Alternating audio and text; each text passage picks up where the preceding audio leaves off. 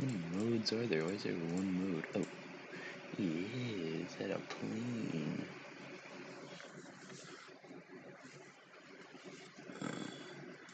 Yeah.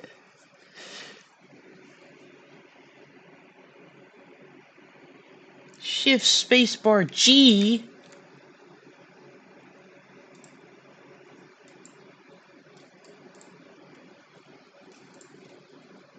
What is that? Okay. Yeah. Wait.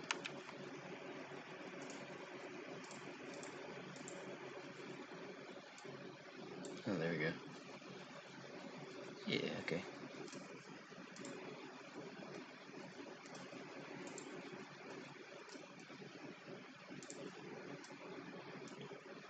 Preview this.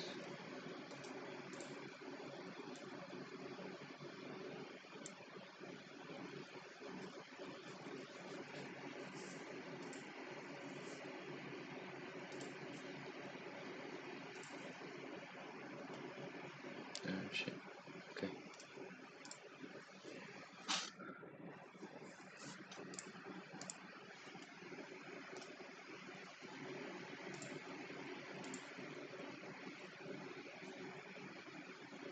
Did it work? I don't think it worked. Oh no. It's not working.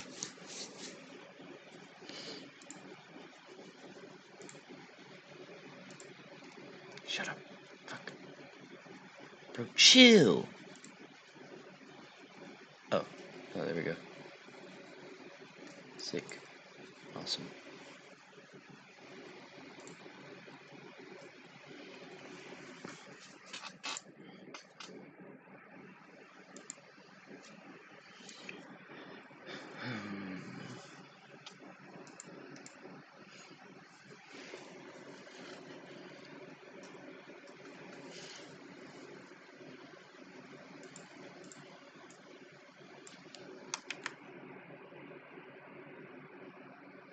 Oh, dude, fucking awesome.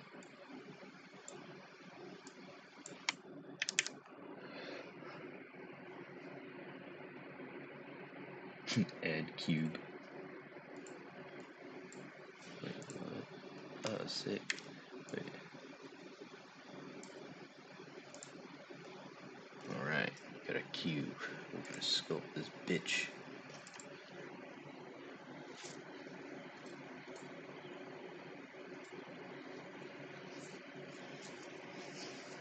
Man, that's a lot of shit. What a dope sheet. Image editor. Is this just the texture?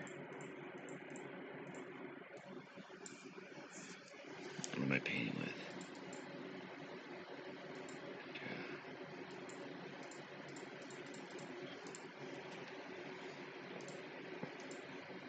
I don't have a paint.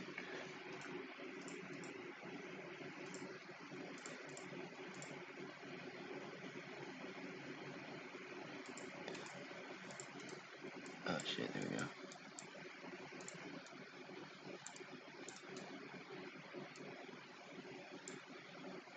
It's not working.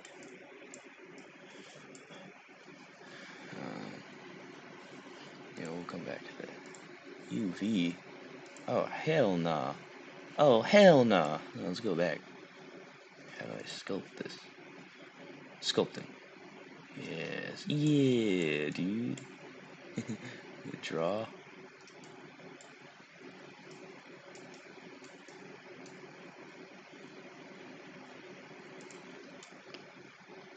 Oh, what the fuck?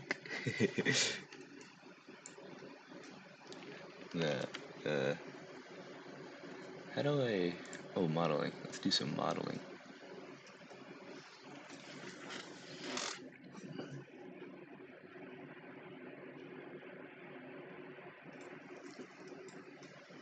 Oh, dude, this is fun.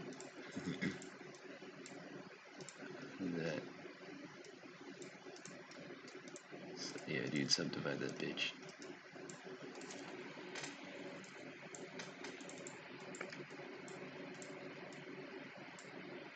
Oh, man.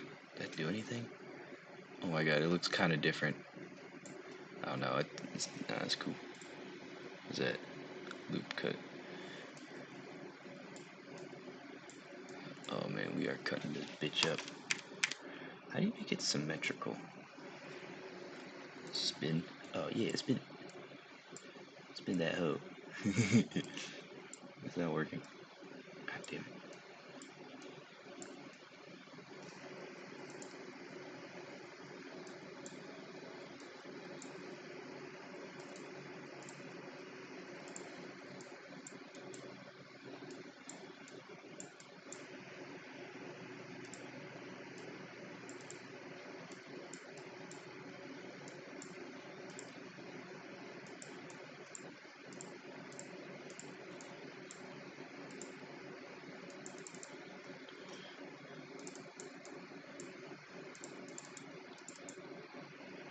Oh wait, I got it.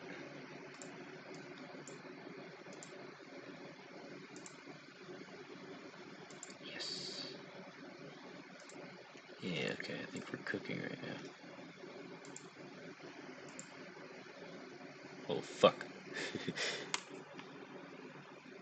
Alright. Let me undo that now.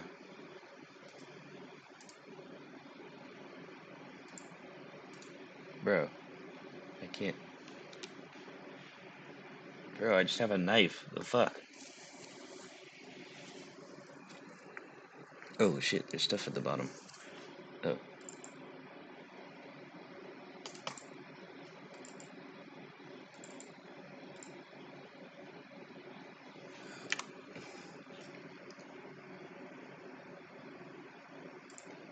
Oh yeah, that's what I want. Yeah! Yeah! Dude, that's what I want. Oh shit. Oh dude, that's already a piece of art. Alright, let's do the... Wait, let's do knife. Yeah. Okay. Okay, well, it's kind of bad. God damn.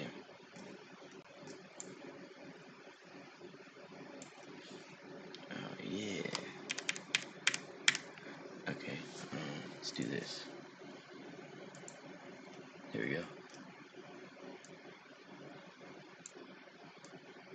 Alright, there we go. Now we're cooking.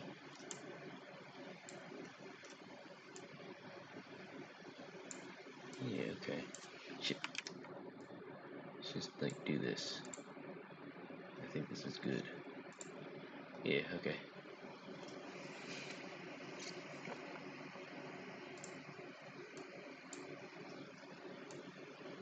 Oh, what the fuck?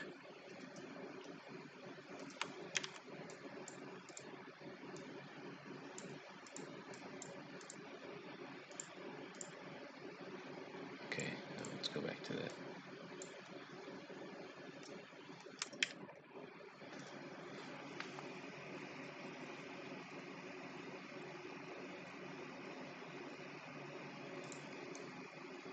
Oh, dude, that's awesome. Rip that hoe. You're ripped, bitch.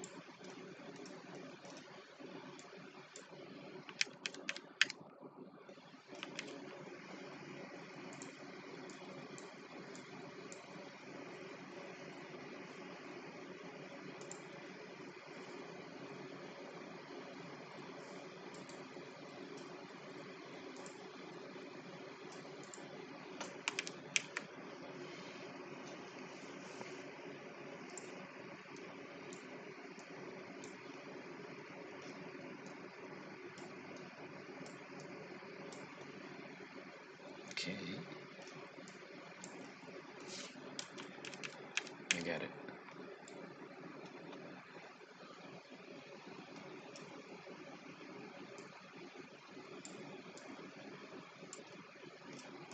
Okay, now we are cooking.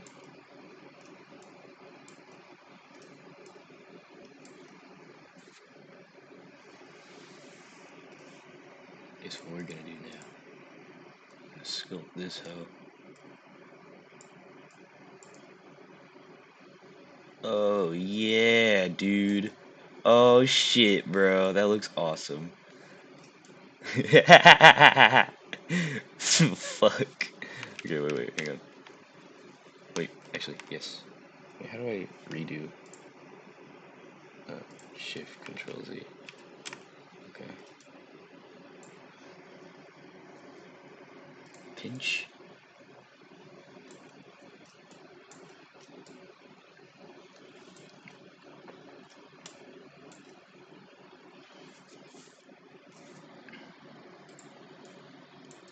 Put my fucking thumb into your face, bitch.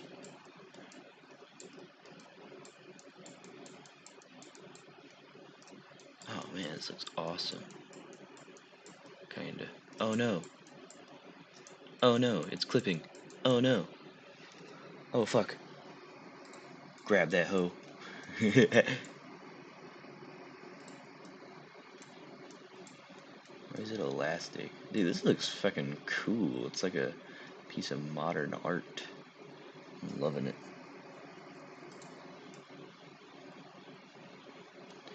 Oh man, this is sick, bro. This is cool beans.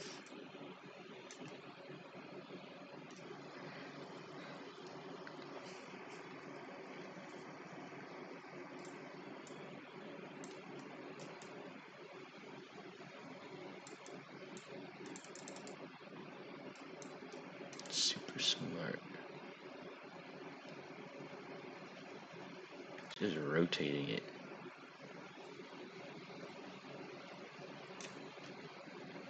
Not really, I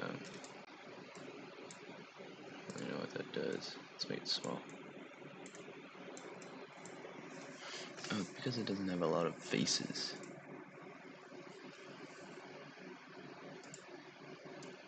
Right, maybe.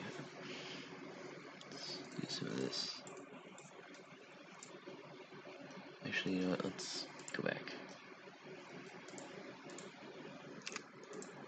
Let's get rid of this. Okay, let's get a dude with a lot of faces. A mesh.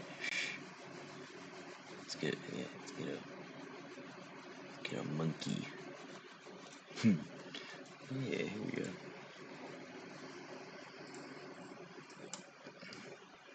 Oh, does this create faces? I can't tell. God, bro, that guy's cooked. Oh my god, it's titties! That's just a straight up titties.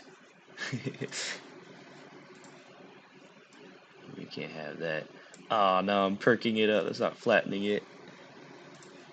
Let's make these titties bigger. Big old bitties. Oh yeah. God damn it. What's that, dude? Yeah, a little bit of this, a little bit of that. Pinch these titties.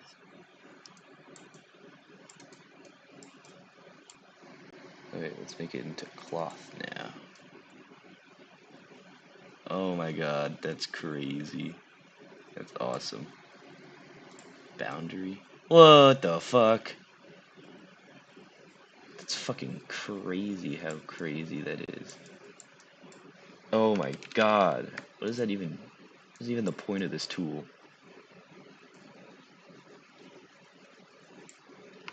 I want to fucking indent his face. Oh, just makes him small.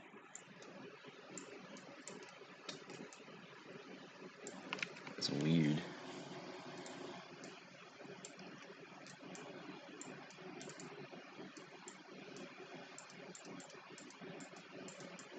Okay.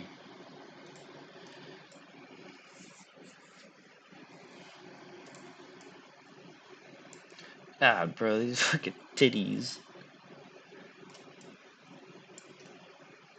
Oh, this is cool though.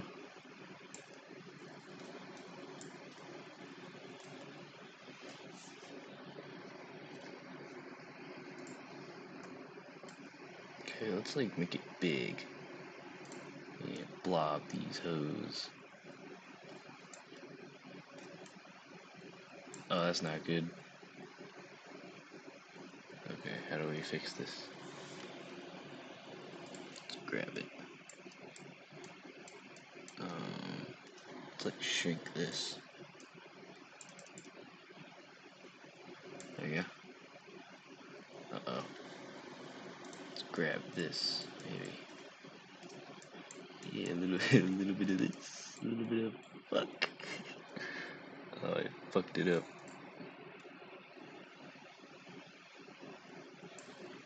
Okay. Let's delete it. Suzanne.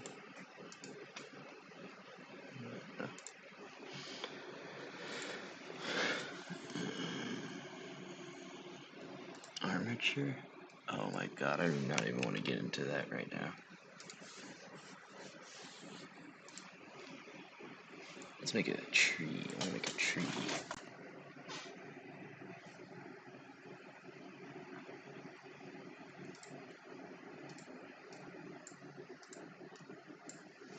Oh, fuck, dude. This is so weird. What even is that? What is that thing?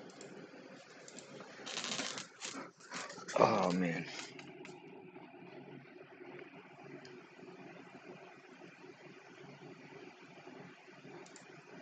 Yeah, there we go. Oh, dude, wait. Let's get a cylinder. Yeah. There we go. Yeah, dude. Alright, we're gonna sculpt the fuck out of this. Uh-oh. Wait, hang on, let's do some of that. Yeah. There we go. Okay, cool.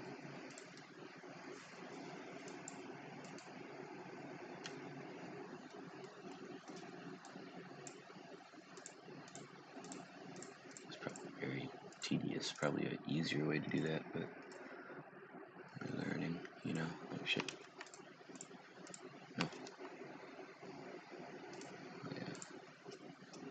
Go up.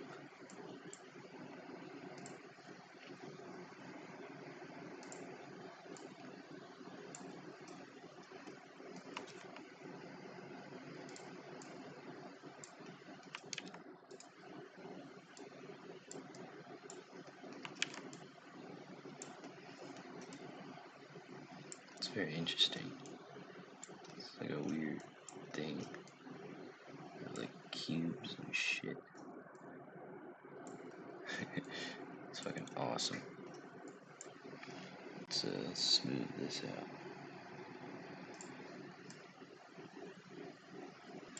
Oh, I know. I know. Wait, hang on. Wait, let's just add a circle. No, a UV sphere. How do we,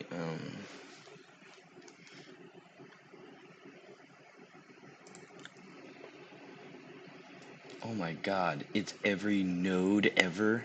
That's fucking crazy.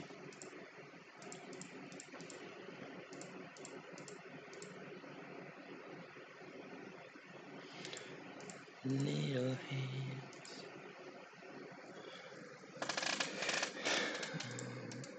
Hey. Oh shit. Wait, can I do that?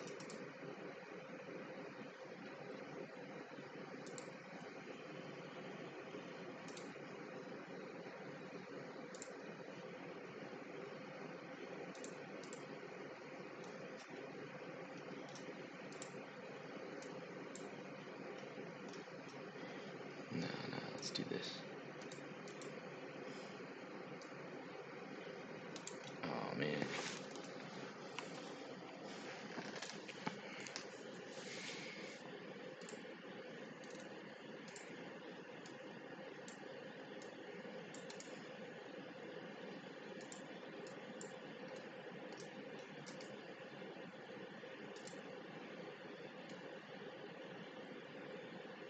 The fuck? No. Don't do that.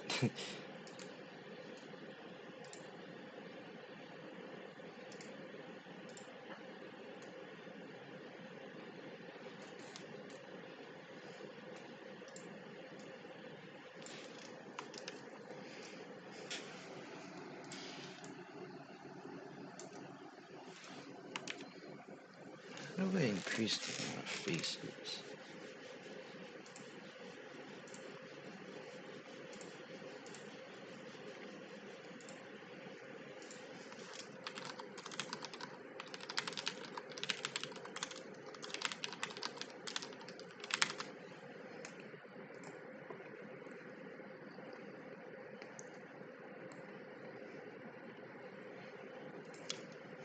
Let's ask ChatGPT.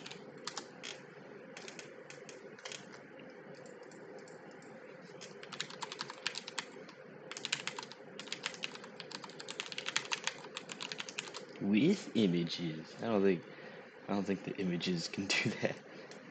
Can't even add images. That's a lot of shit. Okay, so oh my god, I just read that whole thing. Subdivide. How will one subdivide? Edit mode.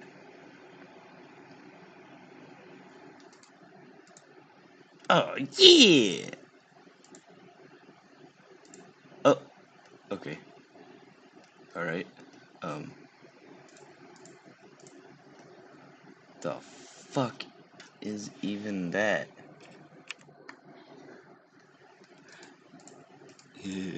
More faces. Holy shit. That's a lot of faces. Oh man. Let's do it. Holy fuck.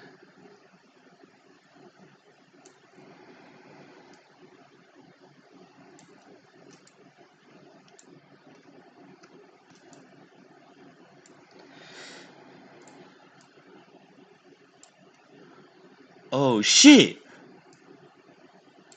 Oh shit! Wait, hang on, I got something.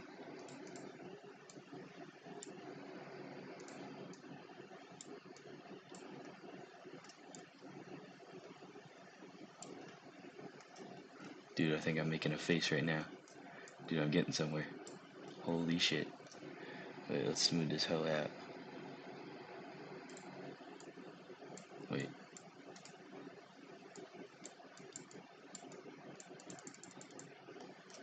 What does this do?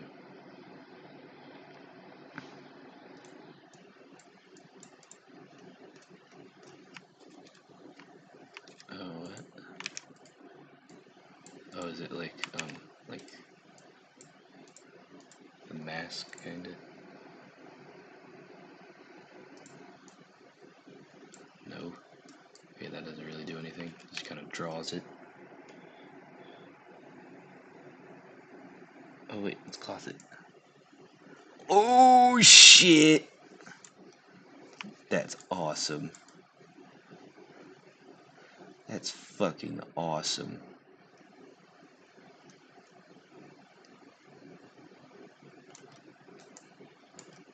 Became a blanket. Get fucking blanketed.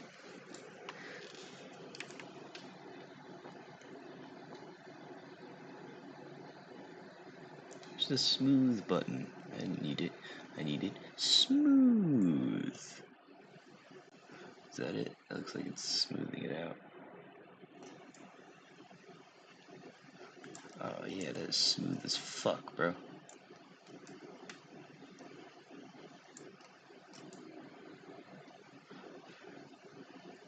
Hell yeah. Smooth ass bitch.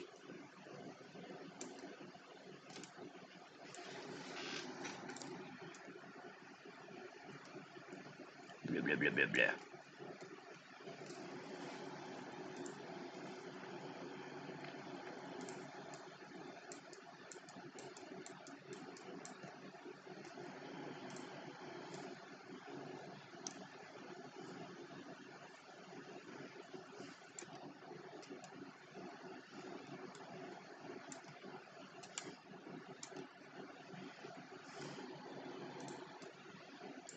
Oh shit!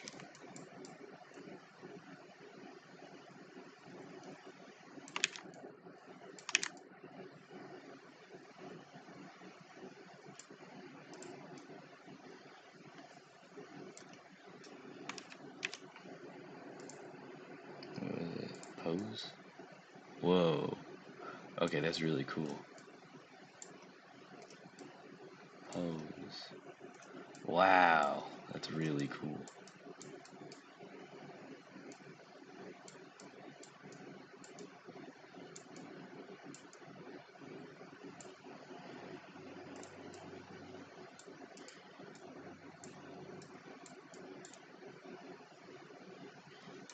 Just make everything better. Wait, that's not good. Okay, that's like the very top.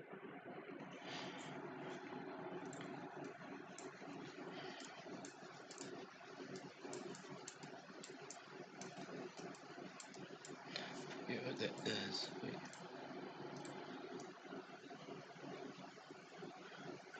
Oh yeah, get filled with air, bitch.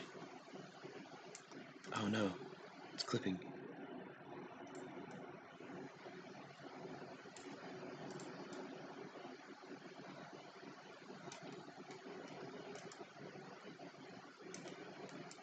No, dude, don't be doing that.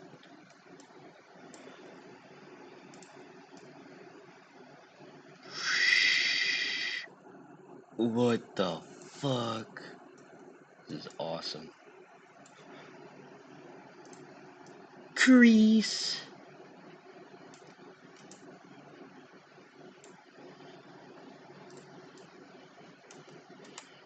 Back to where you was, bitch. I'm gonna be a modeling master.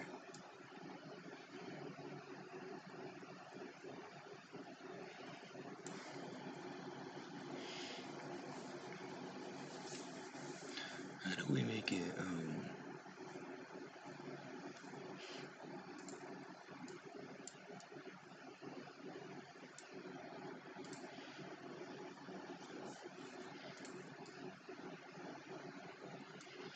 what?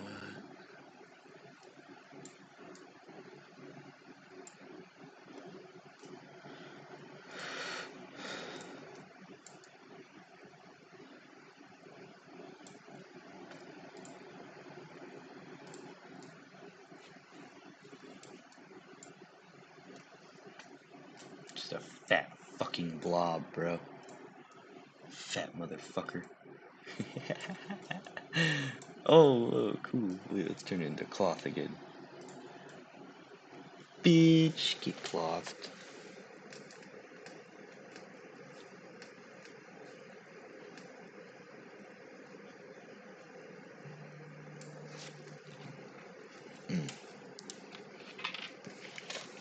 Hello? No. I'm modeling. I'm using Blender. Love you, bye.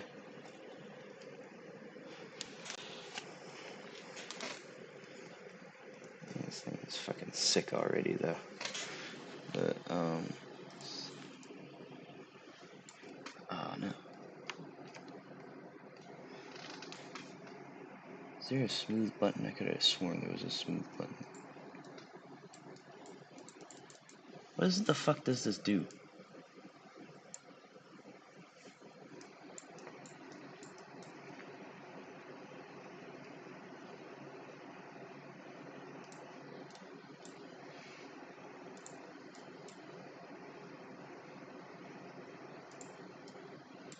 Oh shit.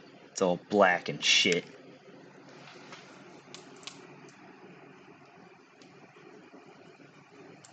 Oh, it's all flat and shit. Here, I got you.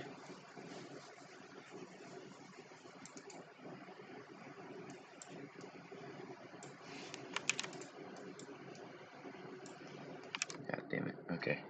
Alright, it's a little flat fucking thing. Oh, smooth. Oh, okay.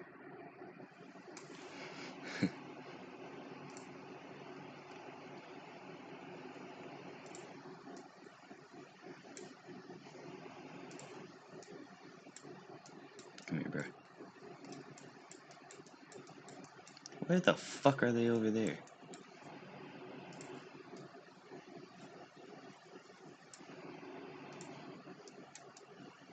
Can you come back? Can I cut it off?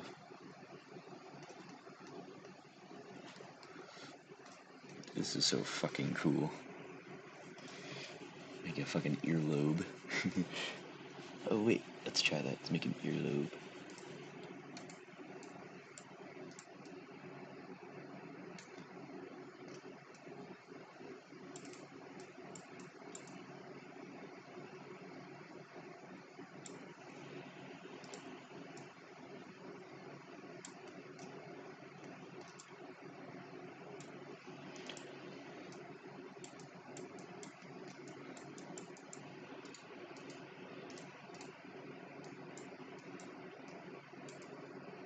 Oh shit. Oh, this guy. This guy's the best.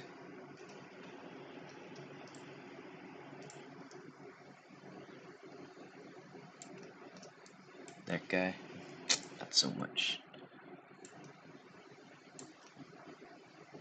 Oh, dude, this is kind of an earlobe. It's kind of literally an earlobe. Oh, fuck. Messed it up. There we go.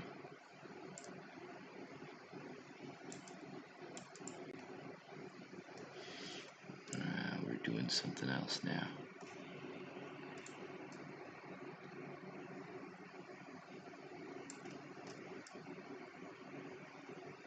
Oh my god, chill out, bro. You do not need to be doing that. Be doing too much. Clay. Molding clay. Clay strips. Oh, what the fuck? It's like a square thing.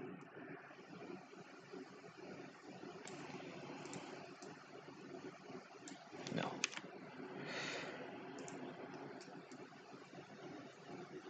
Why is it like inside of itself? Okay, let's go back. Let's get out of here.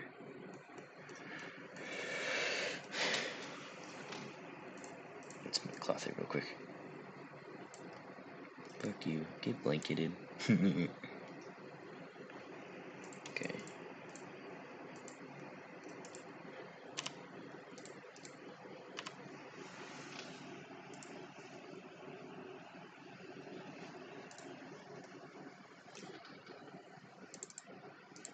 What kind of font is there?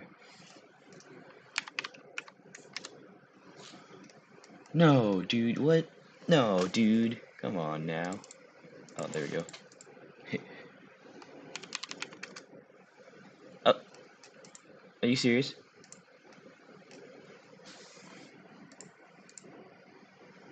What the fuck? How do I edit the text?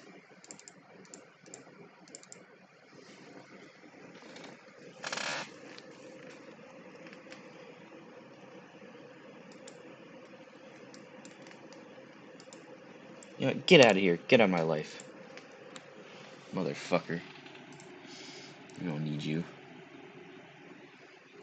Yeah, let's get a cube.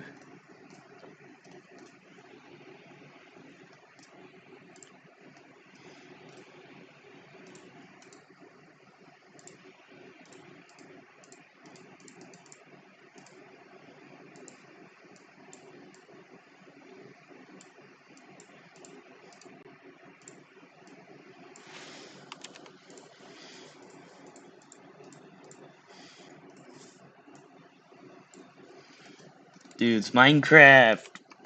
Minecraft!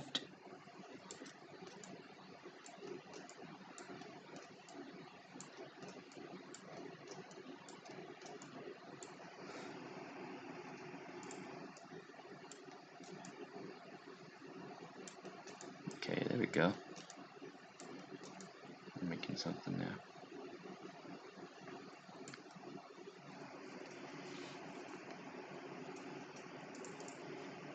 Can I make it add more faces?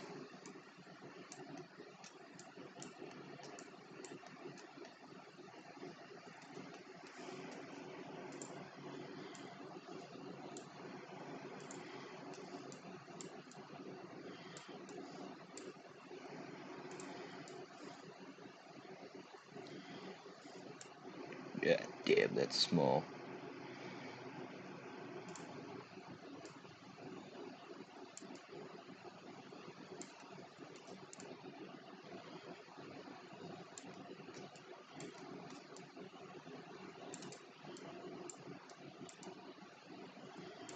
Bigger.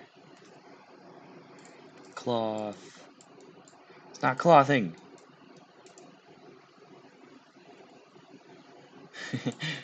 Okay, it's not. It's subdivided.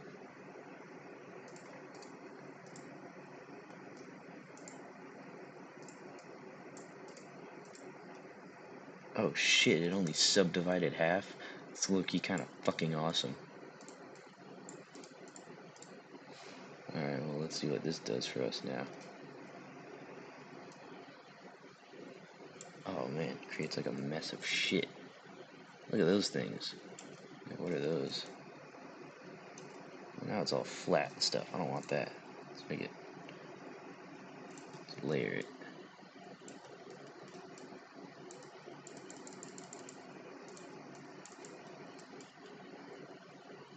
Look at these fuck things.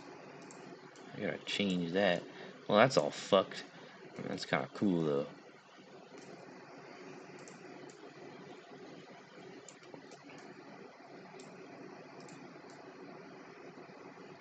Yeah.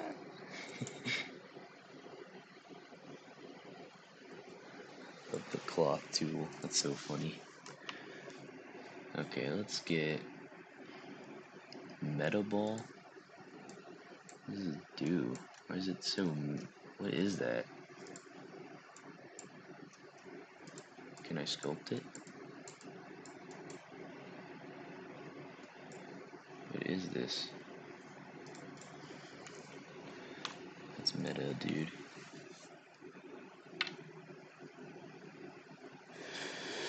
Grease pencil.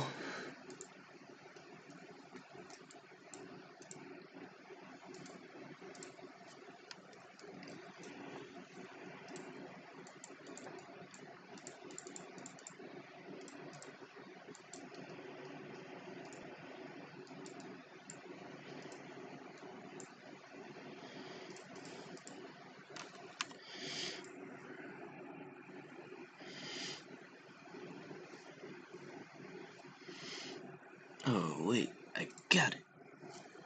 Wait, let's turn this plane into a fucking cloth.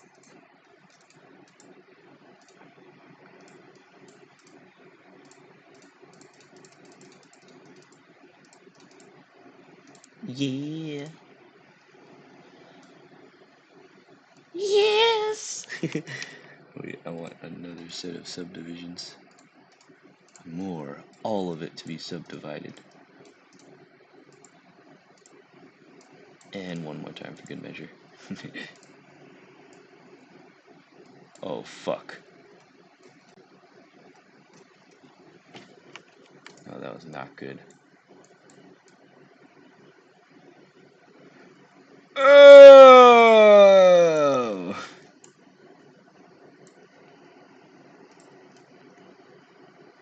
Oh, cool.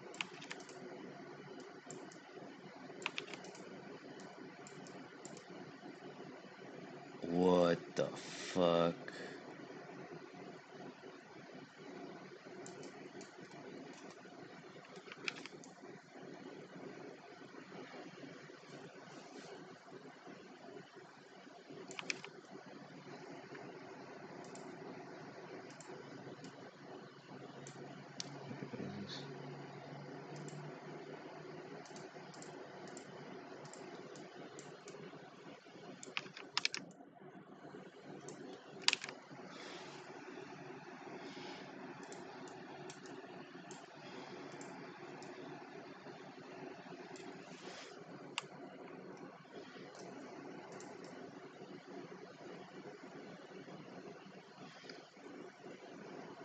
Smooth you out.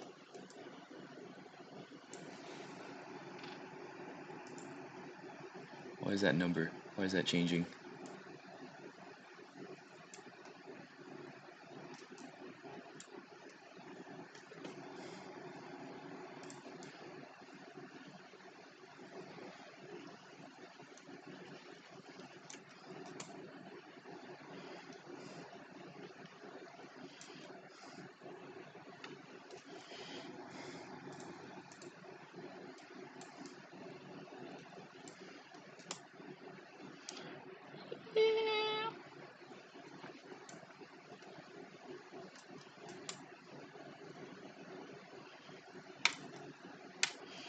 this cloth ain't as fun.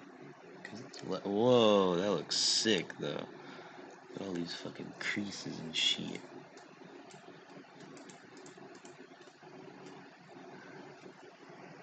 Dude, it's like a bed. Big old blanket. It's comfy. Now it's a pod.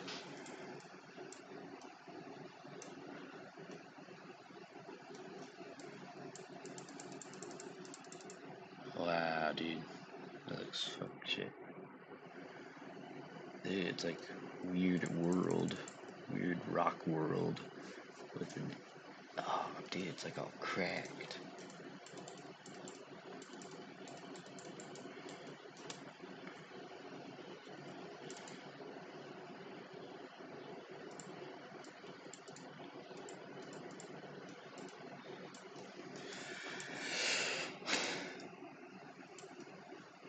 Oh, dude, it's like a brain.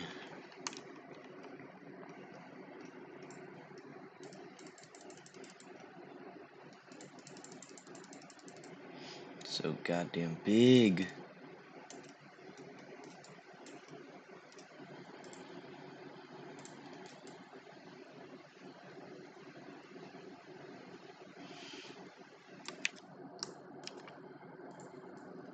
This is weird. Oh, cool.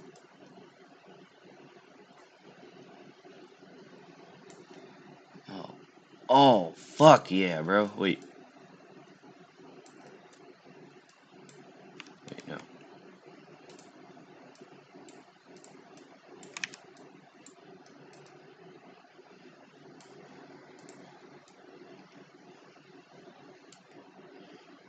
Wow, this is kind of cool.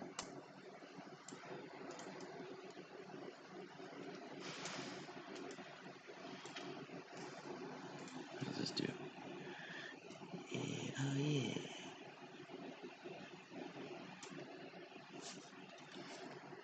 Dude, it's like stuff.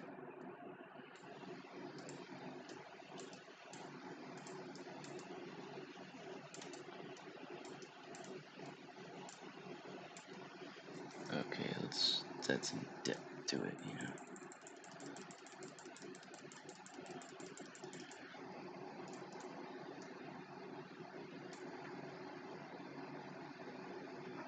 Why can't I see the names?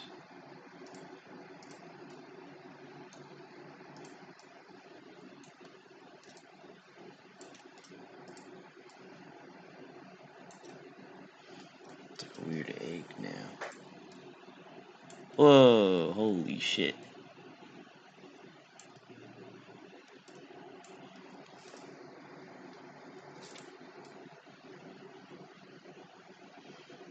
Back into positions. So much fucking math's probably gotta go into this shit.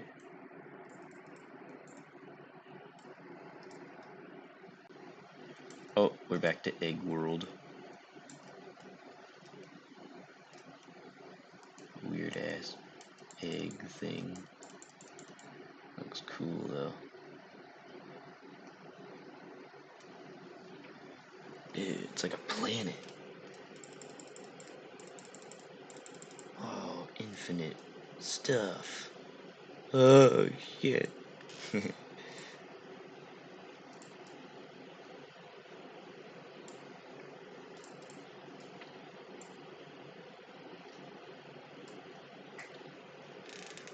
Oh, dude, it's like a, you know.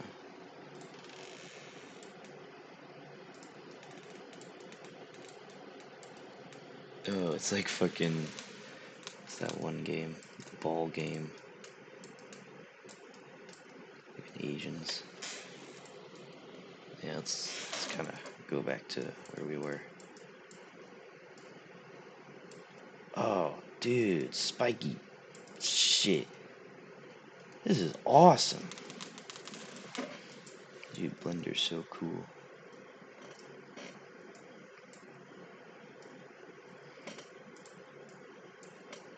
We shrink it. Okay, that just does that.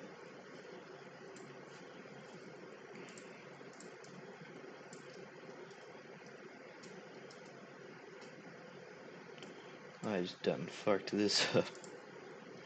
It's not. Oh shit, that's huge. That is giant.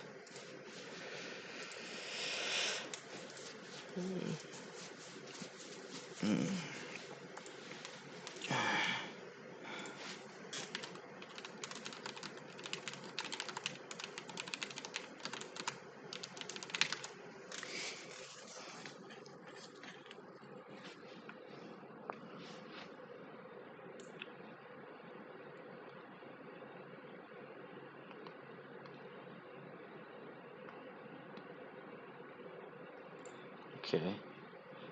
Oh.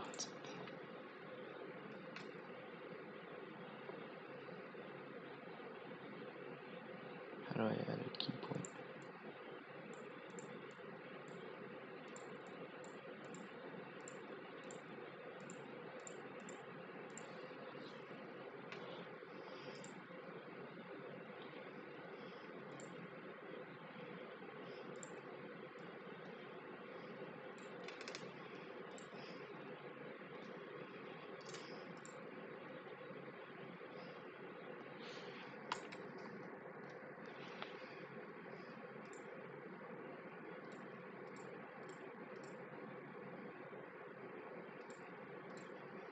There we go.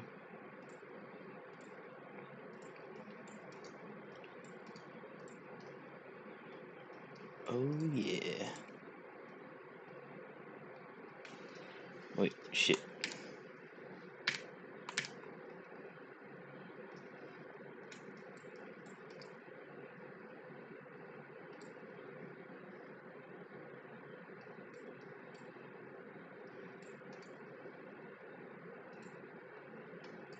The fuck? Wait, which one's the X and the Y? Wouldn't the X be red?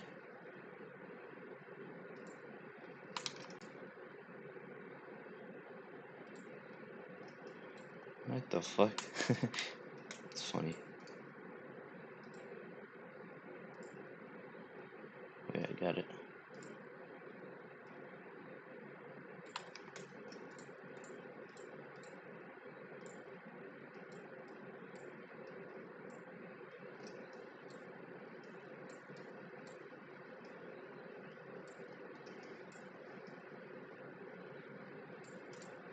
Oh, yeah, dude. Fuck yeah, just made that.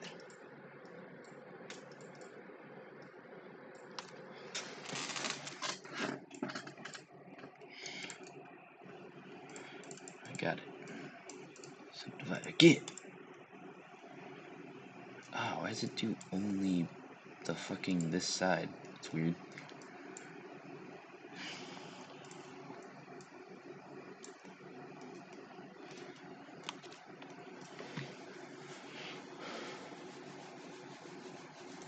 How do I select like all of it?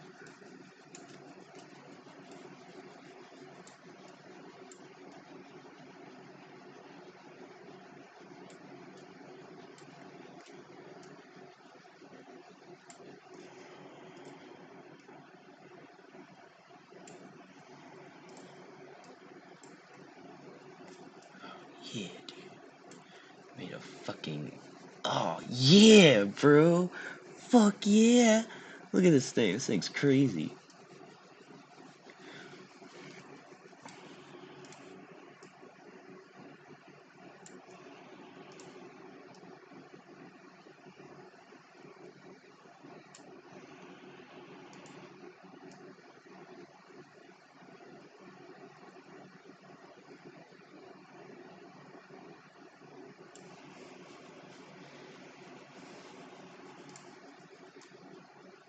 No.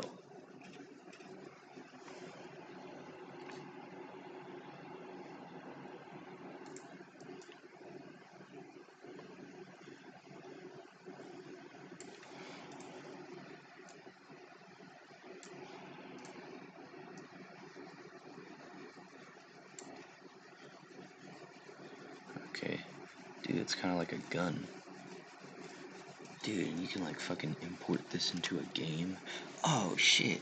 What are good 3D games? Okay, let's do the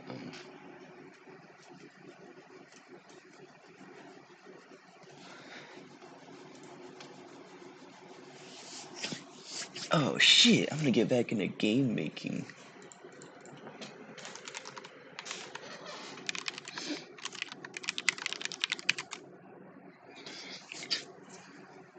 Oh yeah, Unity.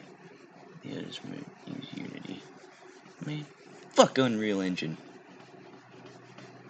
Oh yeah, Godot.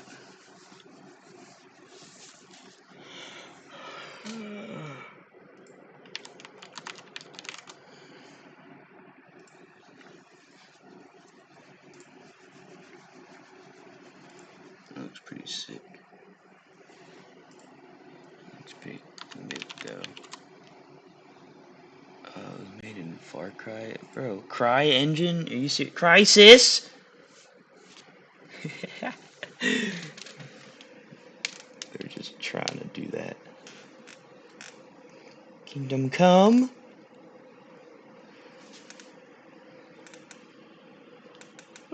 We could just use Unity.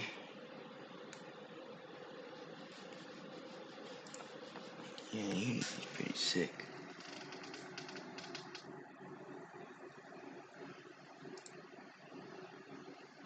It's still that I got rid of shit.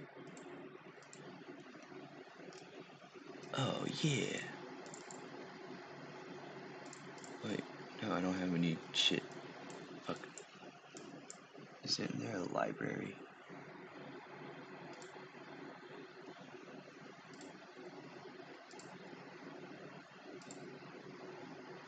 Oh my god, let's add some hair.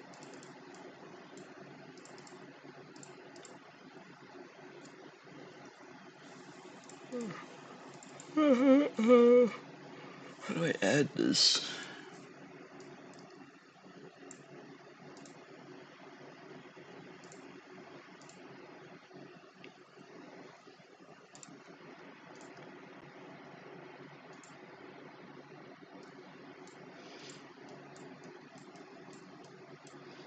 Oh no, what the fuck? Oh, get me out of this shit.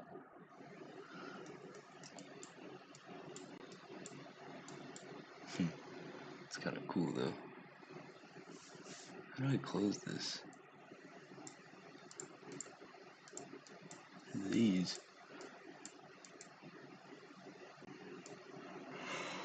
No.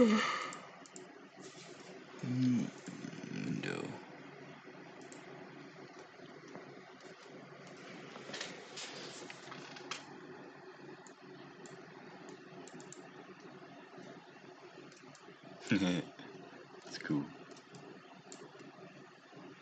Oh, sick. I made like a turbine. Oh, yeah, wait, how do I do that one thing I was gonna do? Using the mirror modifier. Press tab to switch to edit mode.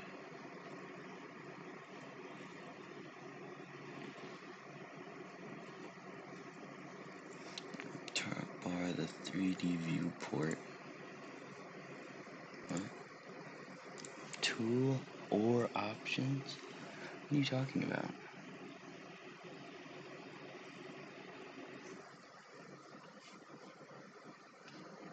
Where? Oh, options. God damn it. What am I doing? How long have I been doing this? Fuck.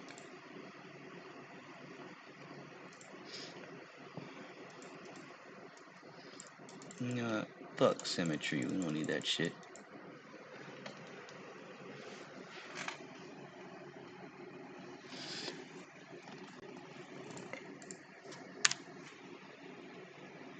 Okay, let's give it one more try.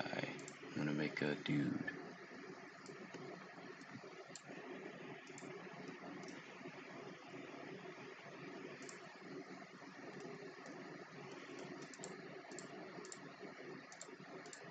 There we go.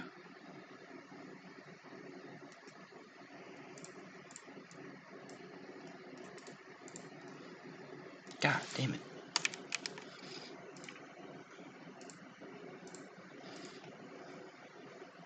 How do I select all?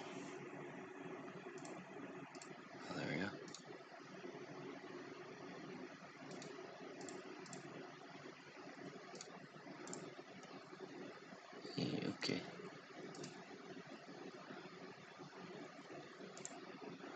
Yeah.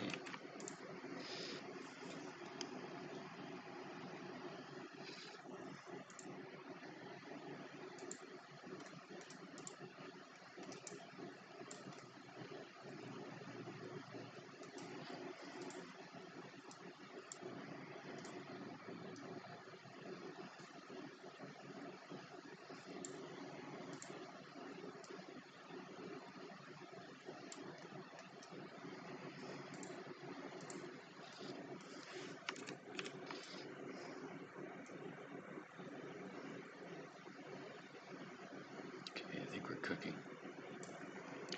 We are so fucking cooked. Oh, fuck. Oh, wait, here we go. Yeah! No, dude. Oh, fuck.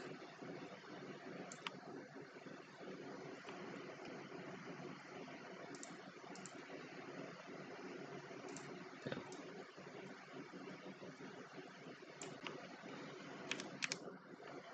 Wait, here we go. Oh, whoa.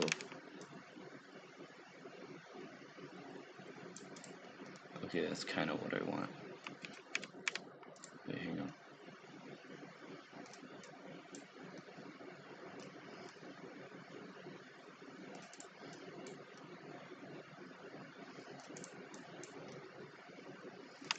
This is some bullshit, bro.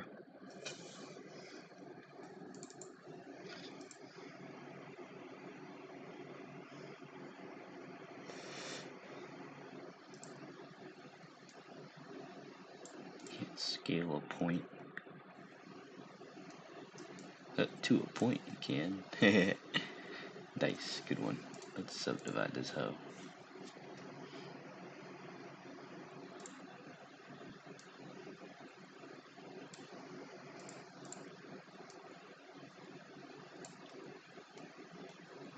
Oh yeah, that is what I want.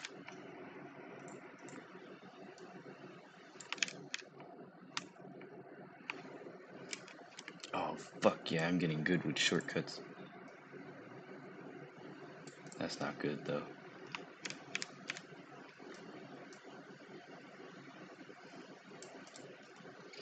Okay, that's pretty good. Pretty shit, actually.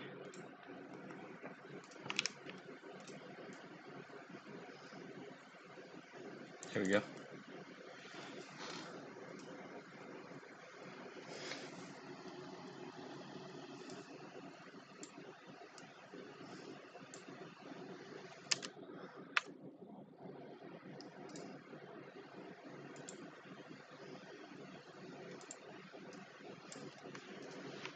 Doesn't even make sense.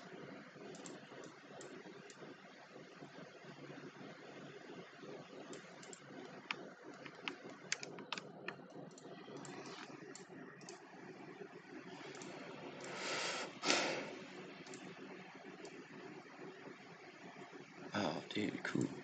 Oh, wait, there was a...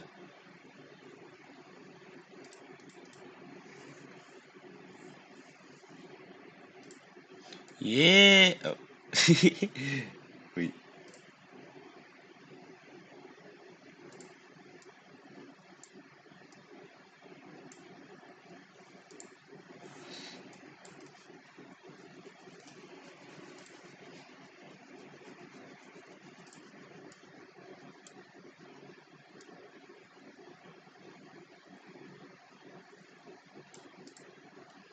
Oh, that's some cool ass shit, though.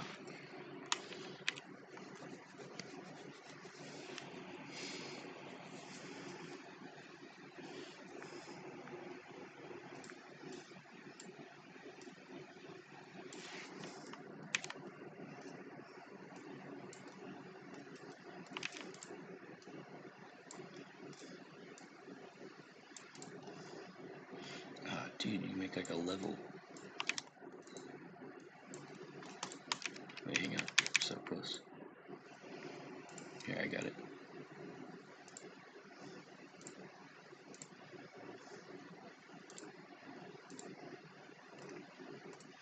Yeah, there we go.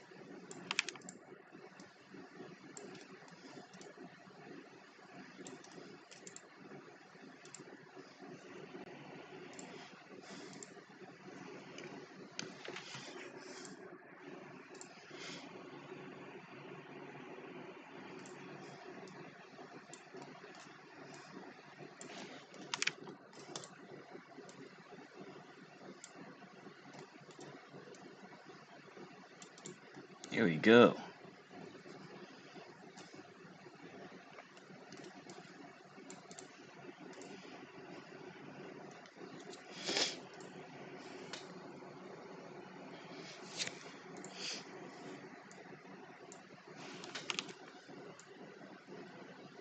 Oh yeah! It's even greater.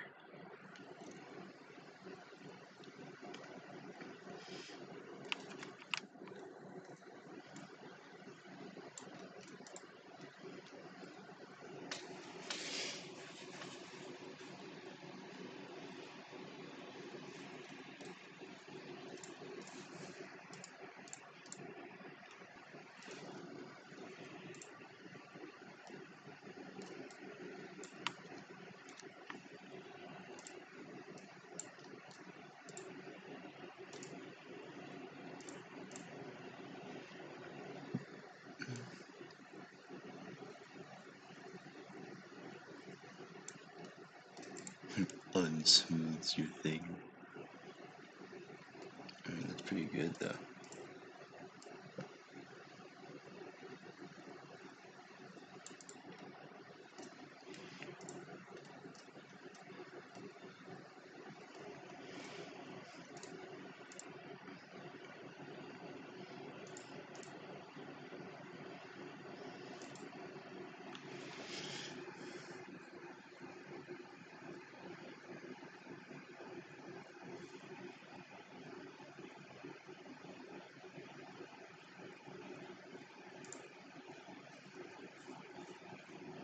Weight paint?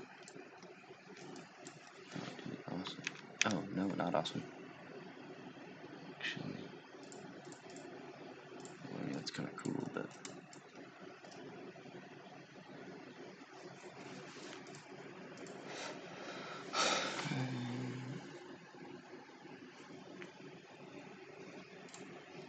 Oh, yeah, mirror.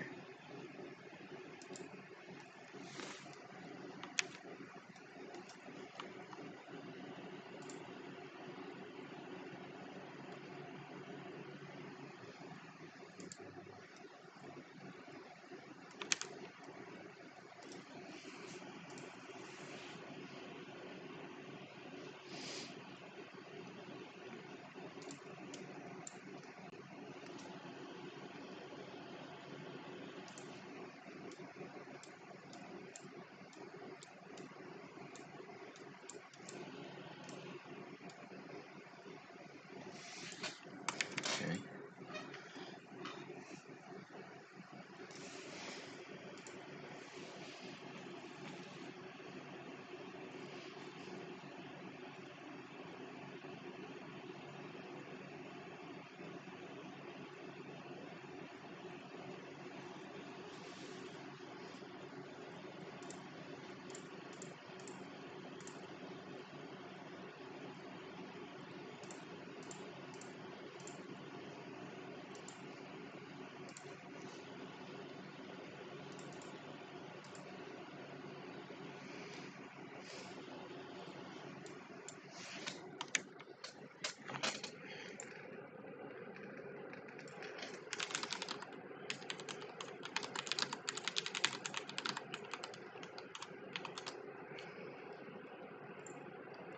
When you open up sculpting mode, you usually have only one side sculpting. If you want to mirror it on the other side, you'll have to use this. What is that? Chat, pull that up. What is that? What is that? The video is too low quality. Oh, actually, it's 1080p. Never mind. Or My fault. if you want to mirror it on the other side, you'll have to use this. Or go into your tools and scroll down to the symmetry. Cool. My tools? What tools? The fuck? The fuck is that? And use The fuck is that? Oh.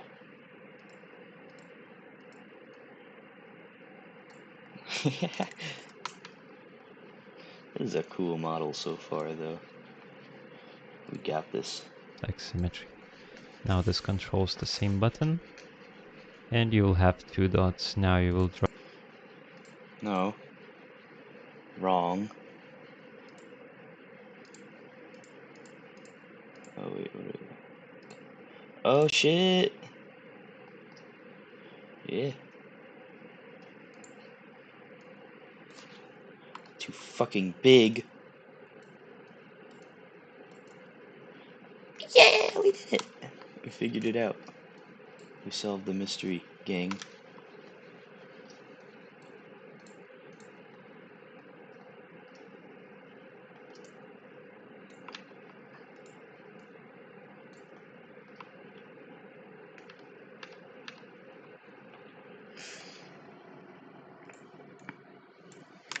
Oh, shit, that actually looks kind of cool.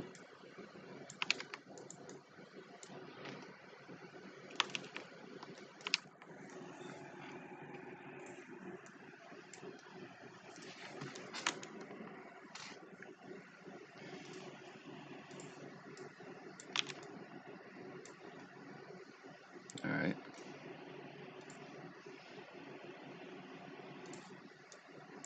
Let's, like, decrease the radius and everything.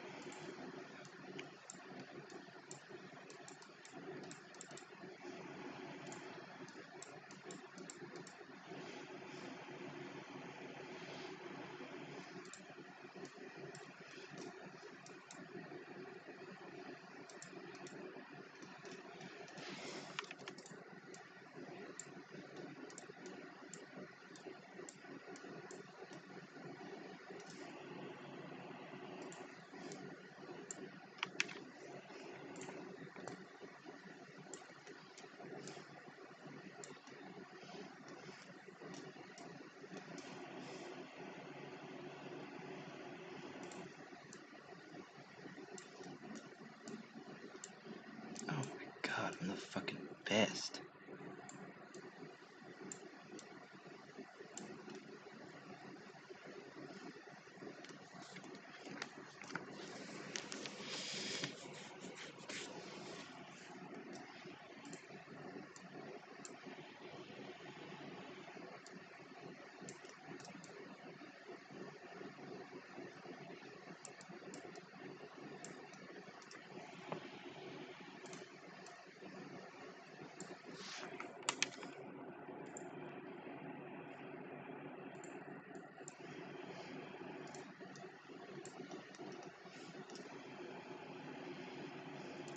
Decrease. There we go.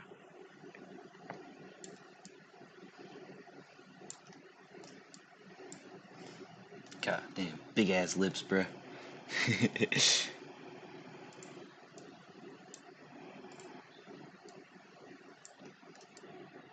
Clock this motherfucker. Look at his lips. I don't like his lips right now. Oh, dude, I actually love his lips. Big like that. It's cool. You know, some lips. Let's get some texture going on the side.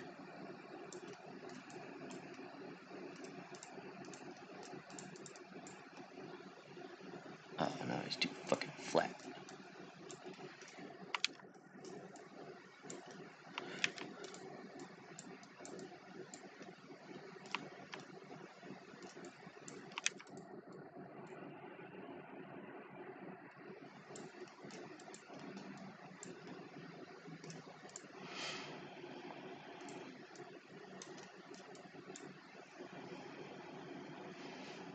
How do I just make a dent?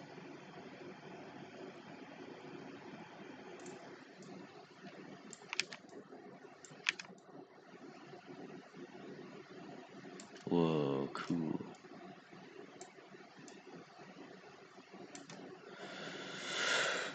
That's a man right there.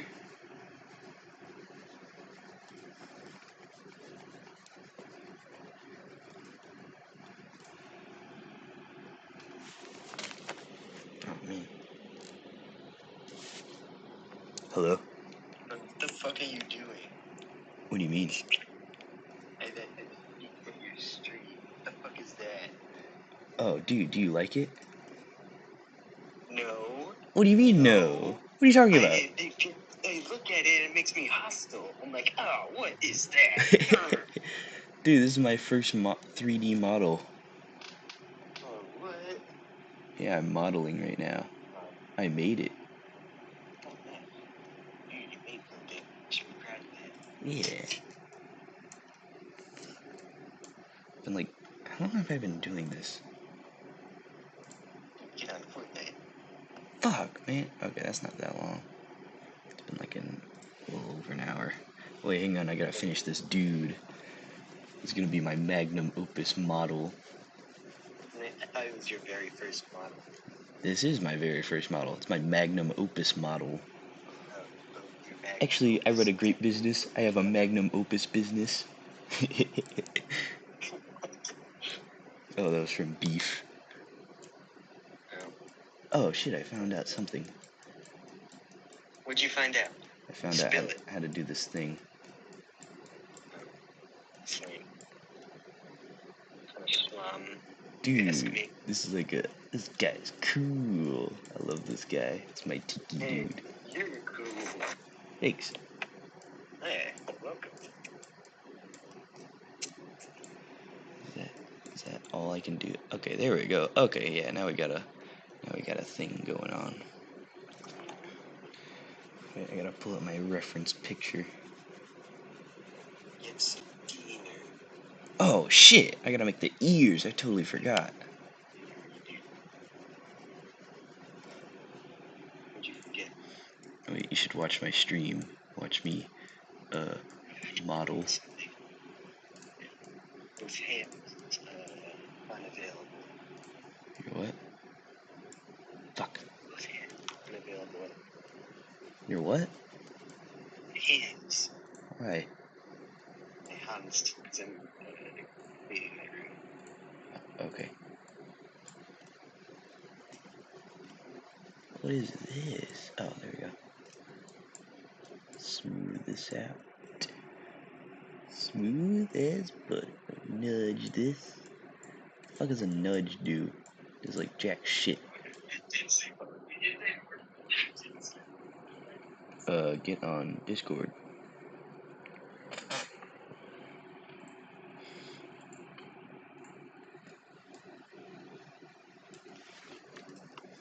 Fuck, man, he's got flat.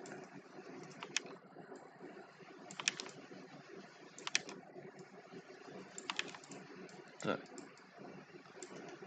Fuck does that do? Oh shit. Okay. Snake Hook is my king right now.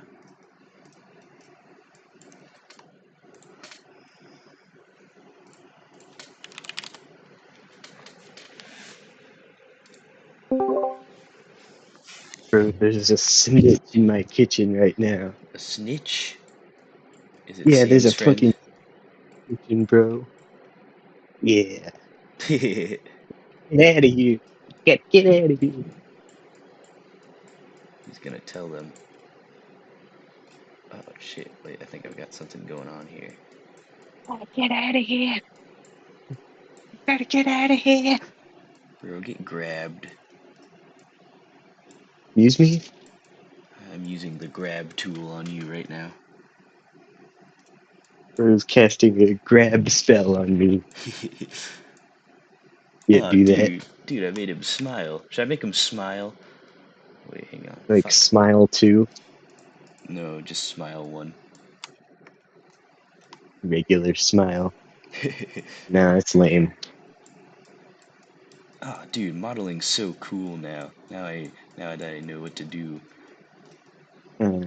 So cool. It's so cool. I'm gonna post this on my story. Be Hey, like, I made this. you're so cool. I need to get dinner with this fucking snitch in the fucking place. In the Kitchen. in the Food foyer. place. The The foyer is foyer. a safe space. The foyer. Oh, dude, I need you to watch another episode of Adventure Time because it like also goes with the concept. I'm open to that. Okay. Wait, hang on. Dude, it's like that's like actually like such a tripping thing where you just like if you try to question it, it's like scary, but if you don't, it's just like have a good time, you know? Yeah, dude, that's Yeah. that's like the concept I want to do with like his memories and like he's just like going to his like old life, like or like whatever the glimmer wants or whatever. Oh shit. Okay, how do I make a thumb?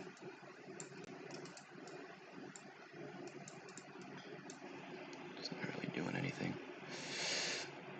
Boom. Food. I make for food. What? I make for food. Fuck. Make food. Oh shit, I didn't eat yet. What did I have today? Okay, I had 5 eggs this morning. That's good.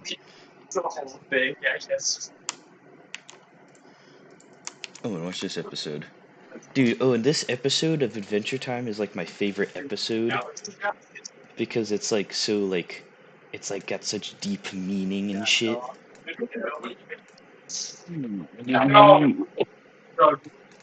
Wait, can you watch that real quick? I'm leaving. It's like, here, watch this episode.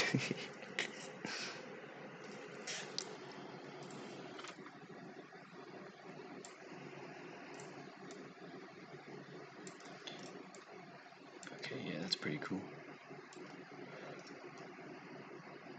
Oh, yeah, dude, it's pretty good. Alright, let's make these ears, I suppose. Fuck. Okay, he looks kind of retarded. Dude, does he have an ass right now? He's got a fucking ass, bro. Motherfucker.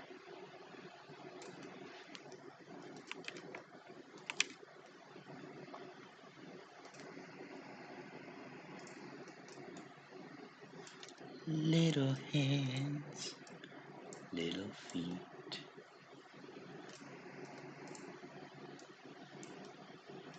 Okay, yeah. That's where an ear should be, I think. It's a pretty good ear, I think. What are we thinking, boys?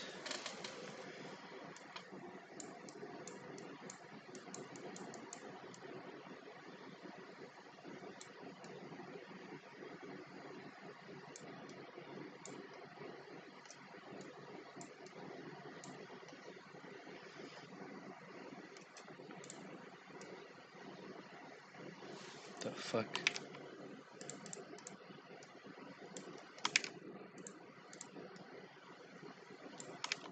Oh man, this is just some fuck shit. This mirrors everything. Wait, does that make it mirror the back? I don't want to mirror the back. Okay, X and Z. Oh shit, that looks cool.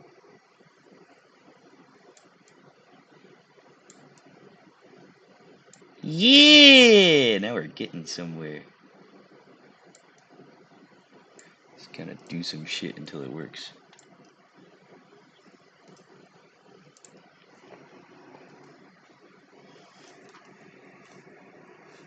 Oh, fuck, I didn't think it was gonna be this good today. It's awesome.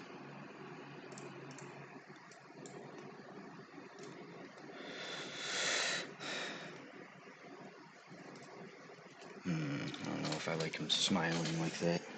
Why is he smiling, bitch? Why are you smiling?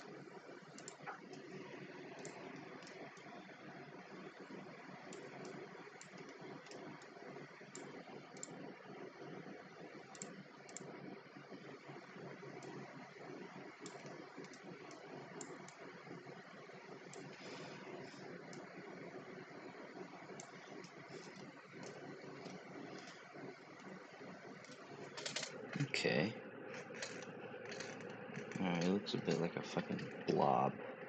Maybe his back of his head is too big. Oh, dude, that's what he needs. Fucking chin. That's missing.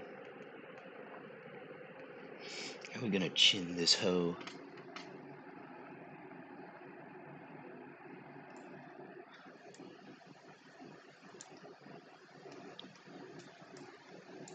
Oh shit! I just gave him an ass.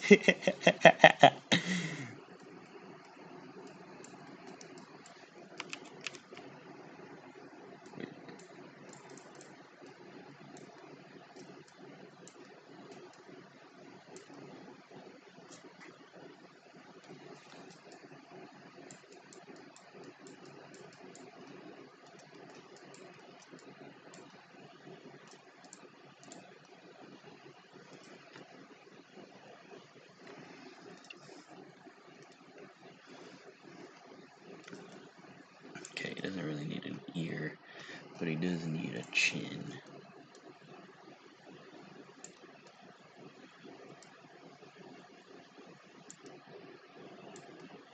Oh shit, now we're cooking.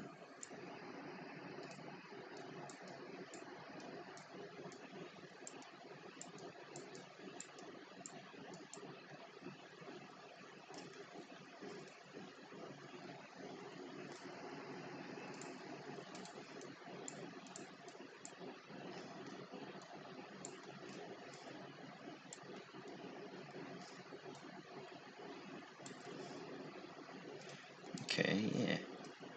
Oh, what the fuck? This guy's awesome. I don't like him smiling. He should not be smiling that much. Here we go. What the fuck? I just made this, dude.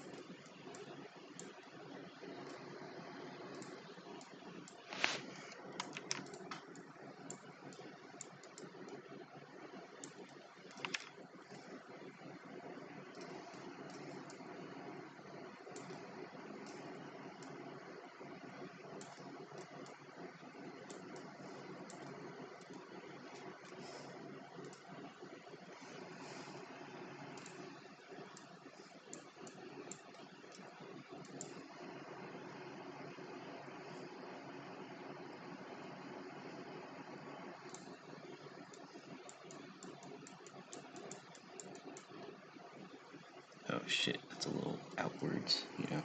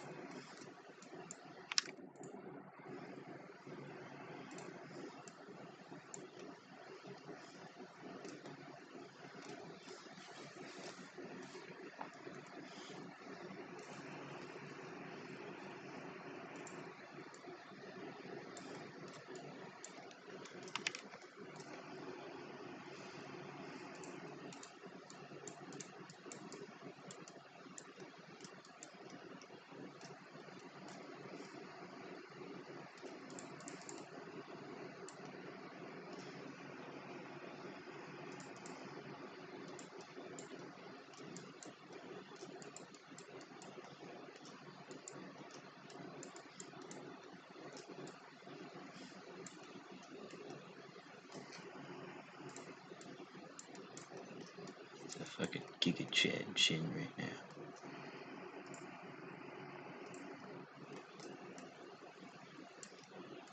Oh shit.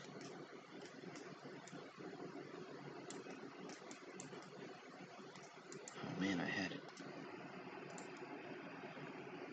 Oh wait, crease.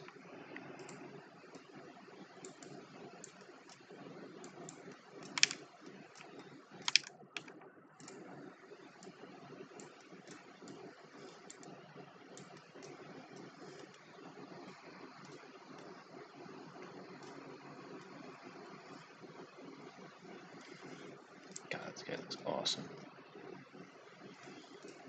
How do they make humans so symmetrical? It's crazy. It's brazy.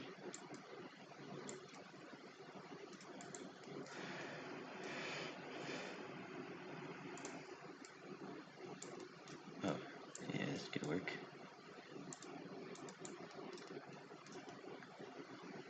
God damn it.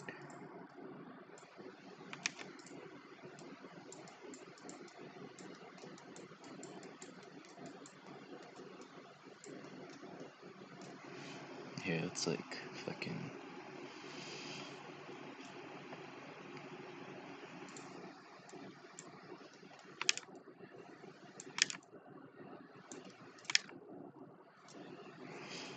How do I intrude, like push in? That's just all I need to do. Scrape.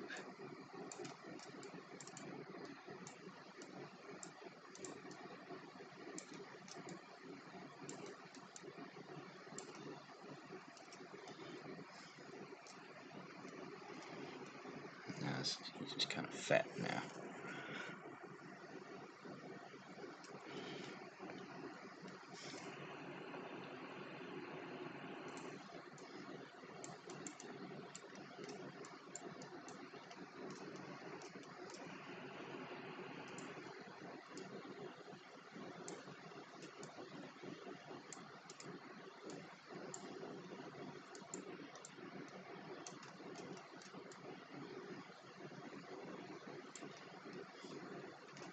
God, look at his stupid chin. Had it.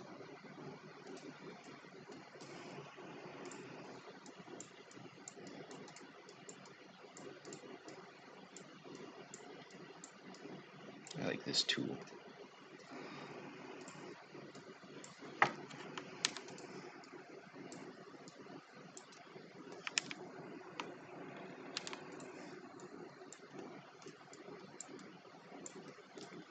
Oh shit, wait, here we go. Yeah! Tiki Man!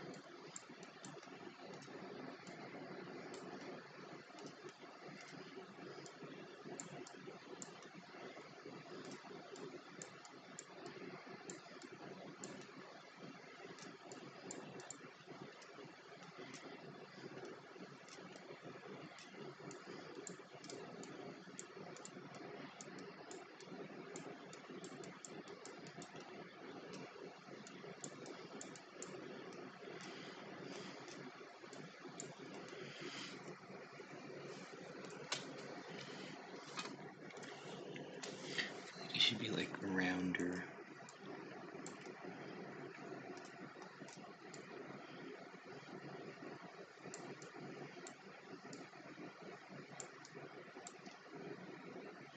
Oh my god, that's just handsome Squidward.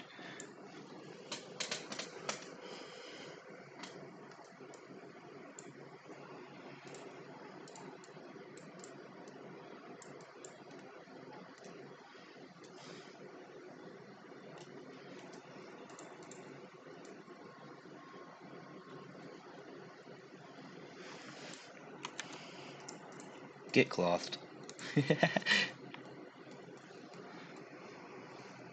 Oh shit, that looks awesome. His face is kind of looks like he got stung by a bee, but you know, we'll deal with it.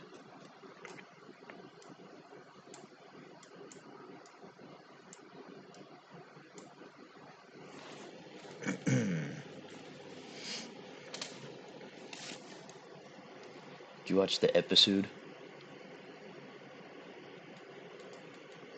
Yeah, it wasn't that.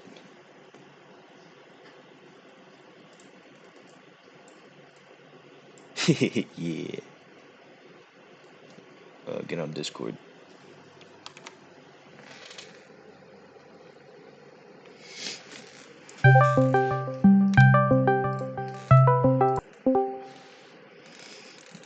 Why do we always have to call on Snapchat first? Well, Snapchat is like the instant thing. It's like it's like just like a thing we go to that like if we like we haven't made plans, you know? It's true. He's right about that. It's true. They really do call me that. Oh shit. Okay. Dude, look at my guy. I made him to like Giga Chad kinda. Are you still working on your guy? Yeah, dude, look at him. Let me see. Are you gonna show me? It's on my. Okay, well, I'll just share my screen then.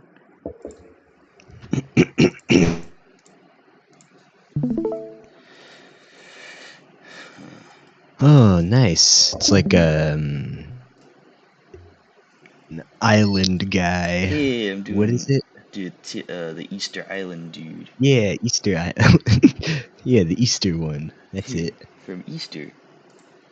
Yeah, the Easter guy. Oh man, how do I make the ears? Okay, wait, hang on. The ears are definitely Dude, trouble. does Jake just choose to be a dog? What? He is a dog. Does Jake just... No, but like, does he just choose to be that dog in that size and everything? Oh yeah. Huh. Interesting. Isn't that crazy? Well, I mean, he was born a dog. Oh. Well, do we know that for sure? Yeah, dude, you should watch this show. It's like the best lore show ever. Dude, I should watch it. These episodes felt very nice to watch. Yes. Yes. I don't want to... I don't want to watch like the first few seasons. That's just like not lore though. No, it is lore. It's building it up, and it's also like, dude, the first few seasons are like the funnest seasons to watch. Oh really? Well, it's yeah. Interesting. I mean, the rest of the show is still watchable, but like the first one is like the most childlike. Yeah. It's like immerses you in the world. How the fuck do I? Okay, let's do some creases. God damn it.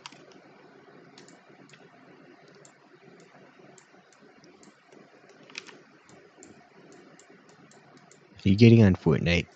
Yeah, wait, hang on. Okay, yeah, I can't You really are do it. not playing right now. Well, I'm getting on, bro. No, that's not what I meant.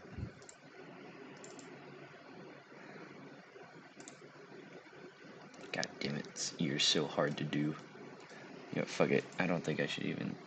I mean, it should be an ear, but like not like a very defined ear. Oh fuck. Just do a whole ear. Oh yeah, a whole ear. Good idea. No, it's like not human at all. Why don't you just do an ear? Probably wouldn't be that hard. Oh yeah, actually, hang on. Why don't you just like make some substance and then just sculpt it? That's what I did. I made like a cube, and then like. Do it again, but better. Nah, I like this. This is cool. This is like it's my first dude.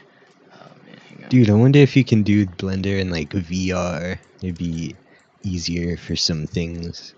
That probably won't be Oh, easier, yeah. but that'd be cool. I just probably made $1 million idea. Maybe $1 billion idea. You should act on it. Oh, he's sad. That's one of my talents, actually, is making $1 billion ideas. But not acting on it. No, I mean I just have really, really good ideas all the time. You know, Yeah, dude, same. maybe because I'm so smart. Hey, dude, Yeah, I'm proud of you. thank you. Are you already? Why are you playing solos already? Yes, you Logan, may join get. my party. Oh. I will allow it. God, if it, Make it dude, so I don't have earlier, to request. dude, after like we stopped talking out on the phone, I like took a fucking 4-hour nap.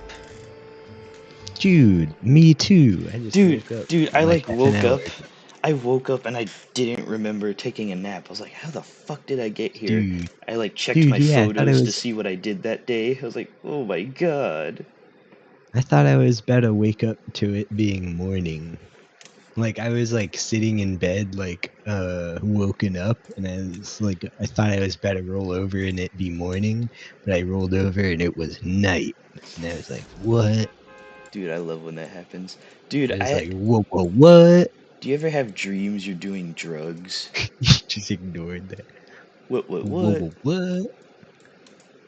Dude, I had it. Not really.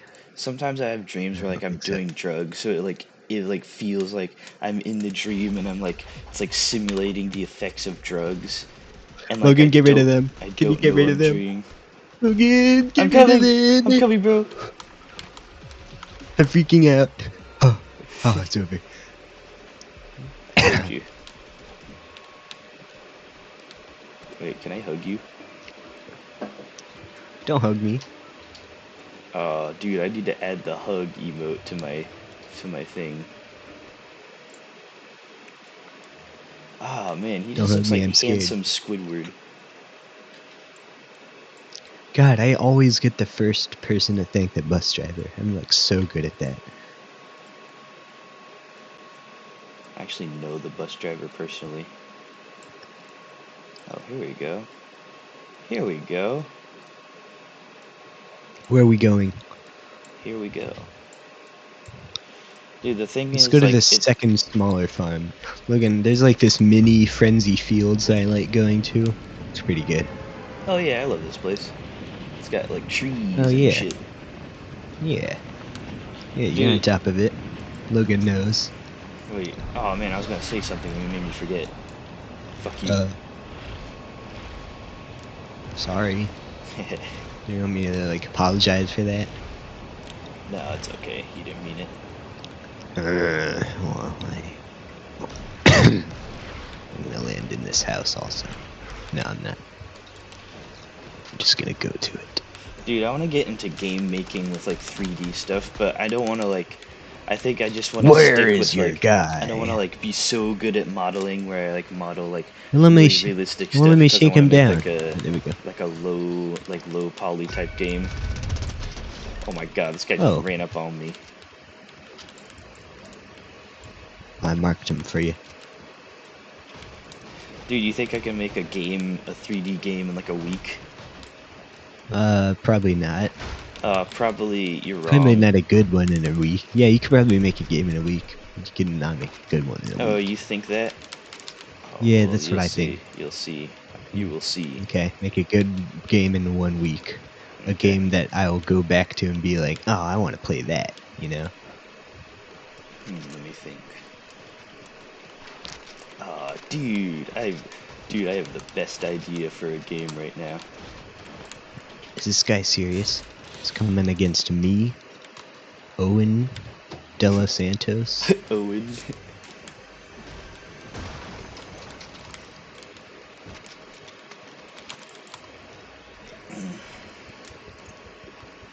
Get fucked. Oh my god, I have the John Wick. You have the I mean, John Wick. I have the John Man. The John Man.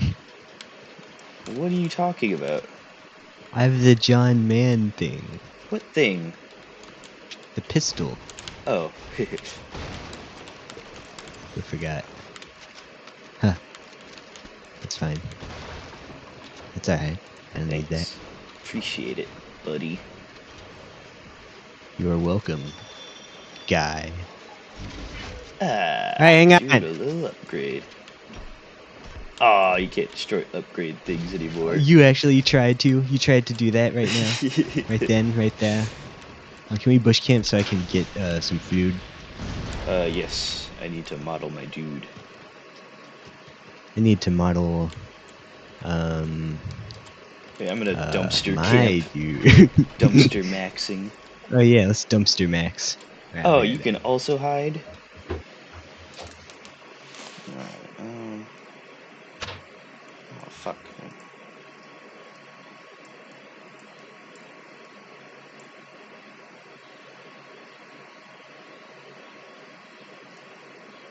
I like this thing down here. It looks ridiculous.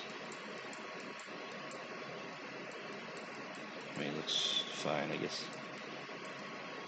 Looks amateurish. How the fuck did they make models in, like, the 90s? That's crazy. Or the whatever times. 2000s.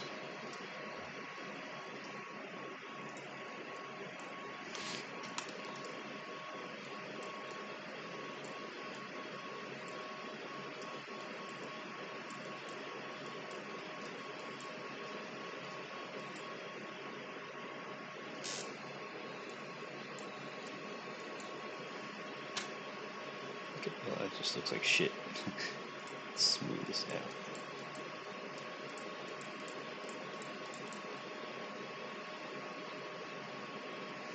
Okay, well, I'm getting somewhere with this ear.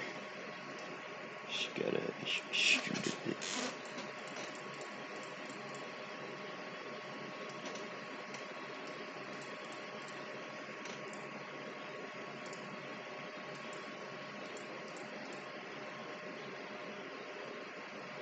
Okay, that's kind of something.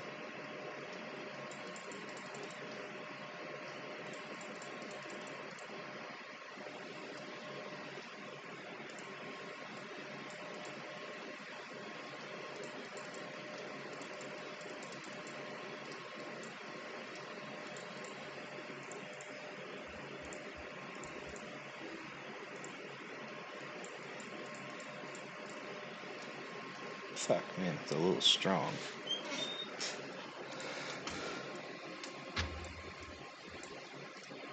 Are we safe?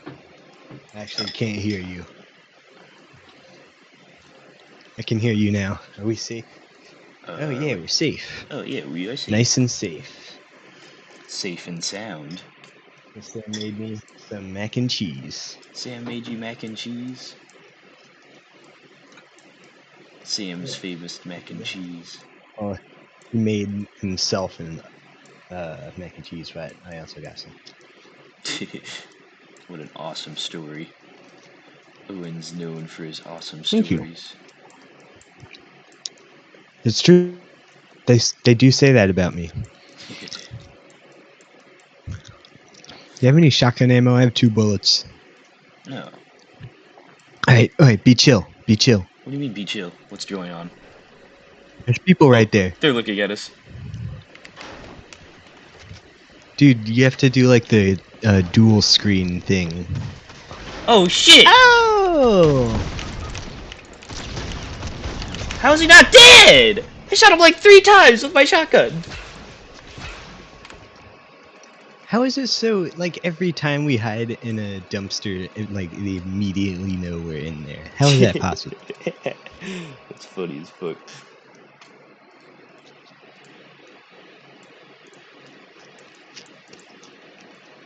Oh wait, hang on. I got something.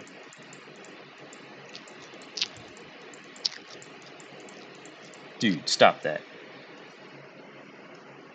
I'm not doing anything. You're chewing very loudly. Oh, my bad. Ah, this fucking ear is hard. Okay, I got a pretty good jawline. Ah, you suck. It's a little bit too good of a jawline. I'm gonna dial that back a little.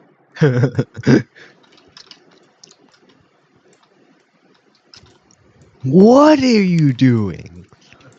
What are you doing? What are you doing? Wait, me? No. Oh, wait, it's umbrella time. Yeah! Yeah! He just kind of ruined that for me. No, he's running! Get him! Get him! He's running away, bro.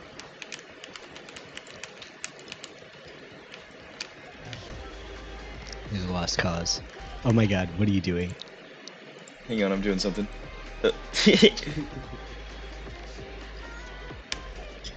Oh, man. Bro, you didn't even thank the bus driver. Yes, I just did. Oh, look at your shameful think. It's like I say thank you at the dinner table, and then you follow up with your shameful thank yous. Like, oh, thank you. No, I don't do that.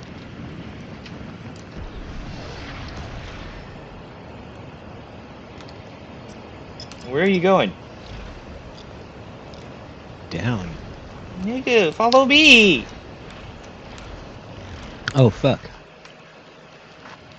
I thought you were closer to me than you actually were. Don't worry, there's zip lines.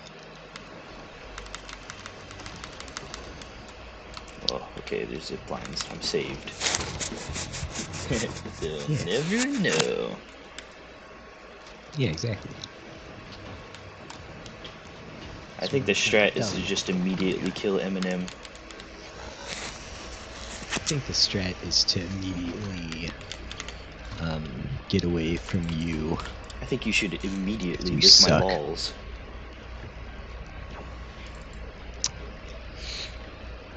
Don't think I can say to that.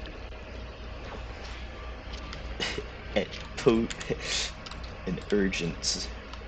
With urgency.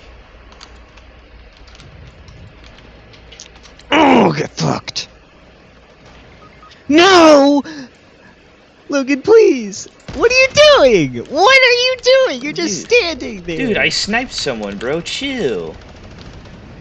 And I Bro, died. I just sniped the guy who killed you.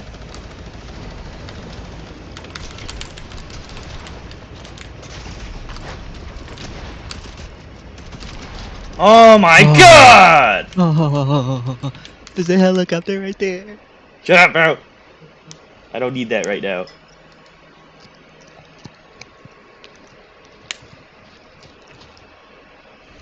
Alright, I will take this shield because I need it. And it is mine, and I clutched up like a boss. Like a fucking... Things have changed around here. I'm the fucking boss of this family. There's a medkit with your name on it. Where? Right where I marked. Eminem!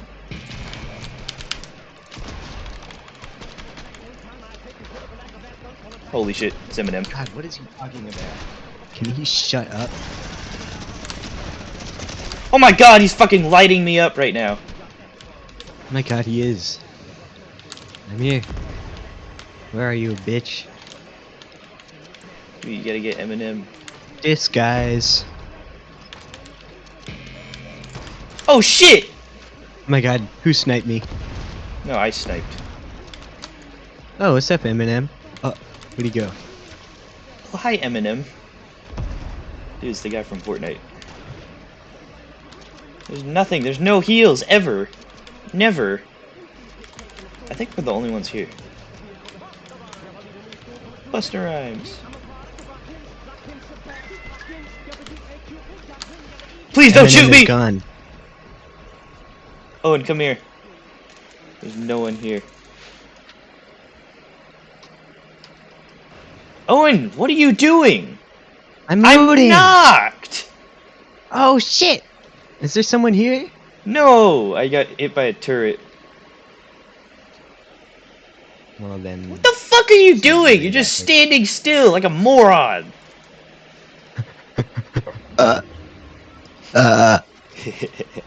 No, sorry. I got a little heated right there. It was a little uncalled for.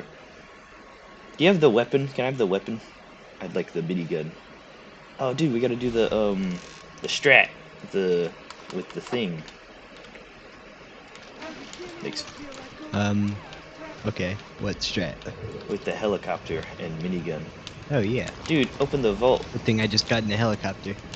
Oh No, yeah. dude, vault. Let me do that. Hang on. Oh, dude, we are set on, now. We Eminem. are setty spaghetti. Not shitty spaghetti. Got you, bro. Oh, thank you, man. Just escorted me. It's right here. Oh my god, what happened to my pistol? Oh, oh no. Bro, calm down. Bro's gagging on it.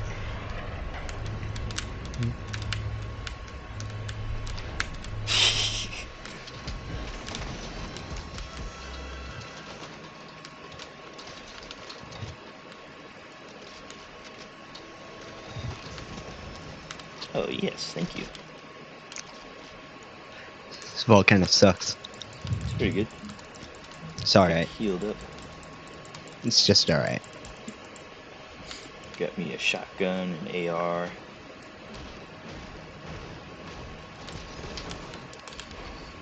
Oh, yeah.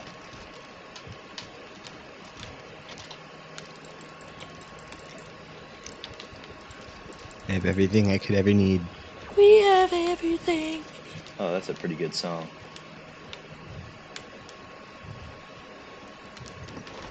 I should upgrade my shotgun though. Oh, his fucking lips look so big and stupid. I need metal. Why'd I put on a disguise? Do you have rockets? Hang on. Yes, I have 6. Oh, awesome.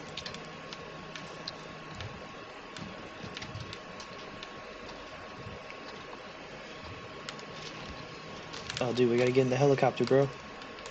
Hang on. I'm looting. Alright, well, I'm gonna chill in the helicopter.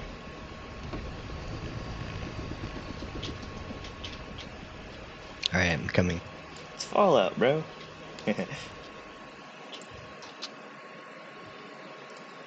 Where's Eminem? Oh, he's here. He's here. Eminem has arrived.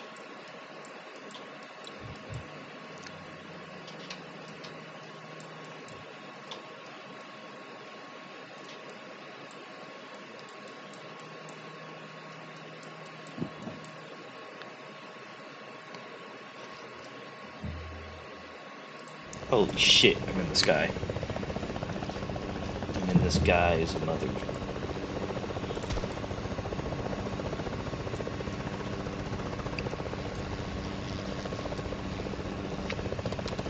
How many small ammo do you have? Can I have some for my minigun? Hang on. I have Oh. 308. Oh, well, can you give that to me? You want me to drop it right now? Yeah. No.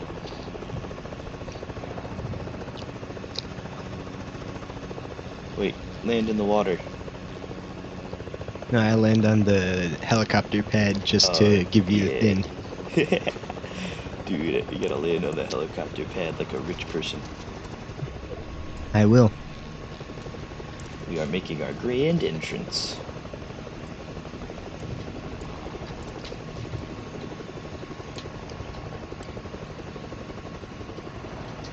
How much damage does this do? 21, that's not bad.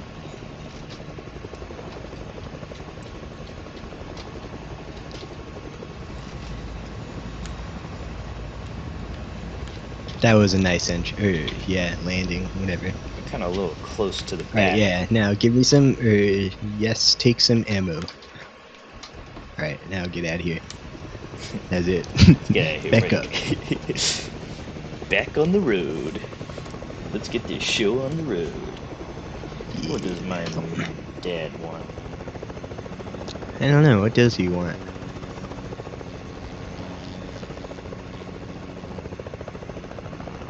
God damn, bro.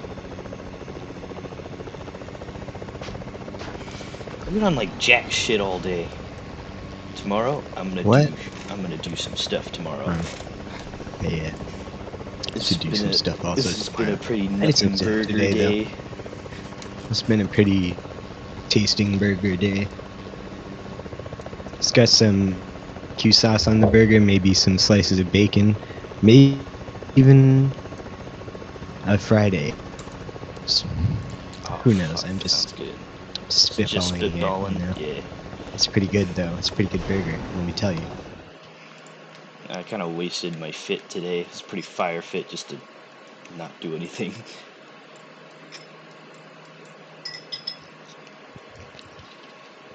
What's missing? I think we have to land. Where do we land? Oh, dude, right here. Pleasant Park. Oh, dude. How pleasant. Dude, land right there. Land at that helicopter thing. Dude, I know. God, you think I just wasn't? I'm right next to it, bro. You should be landing on I it, am not on right top next of it. to it. You are not on top of it. You are Dude. diagonal to it. No, I mean I'm on top of the situation.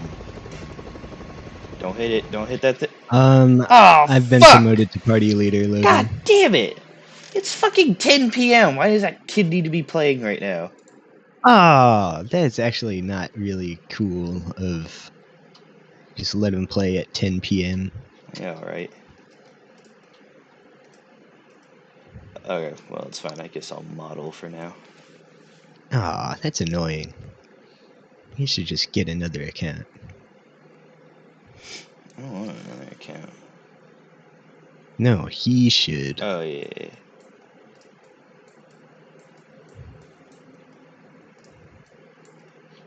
Should I watch The Sopranos? No, Oh, don't do that. what if I want to do that? You should watch Adventure Time. Watch enough Adventure Time for today. Look, you watched 2 episodes. Yeah, that's 0 too many. This ear looks pretty flat. Oh, man, there's a lot of vertices right there. Oh dude, my wait, god, he's I'm gonna playing Only subdivide. Up chapter. Only Up Fortnite at 10 p.m. This piece of shit. Little bastard.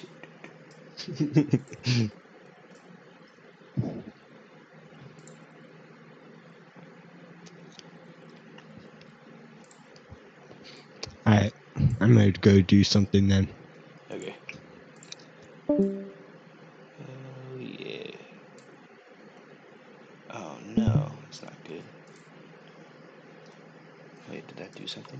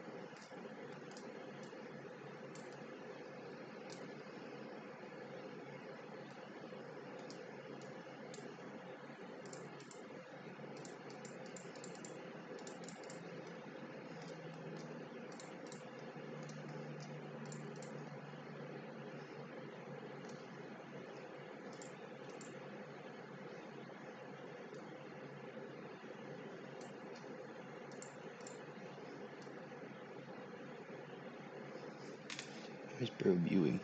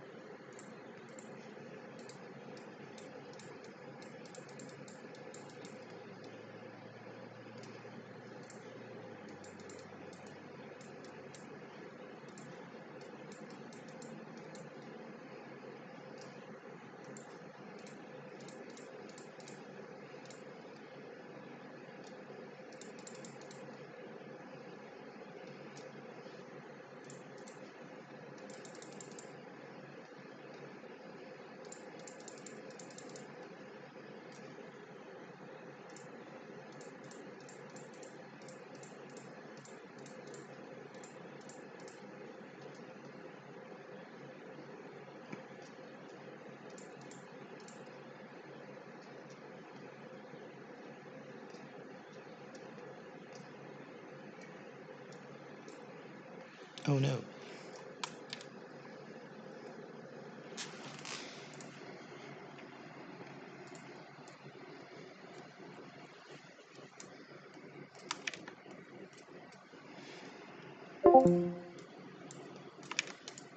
There we go. That's something.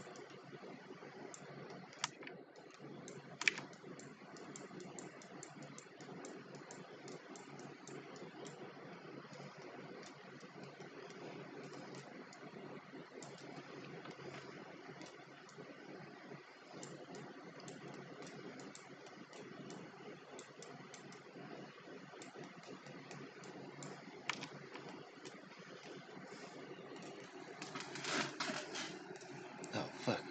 His nose. Knows no boundaries.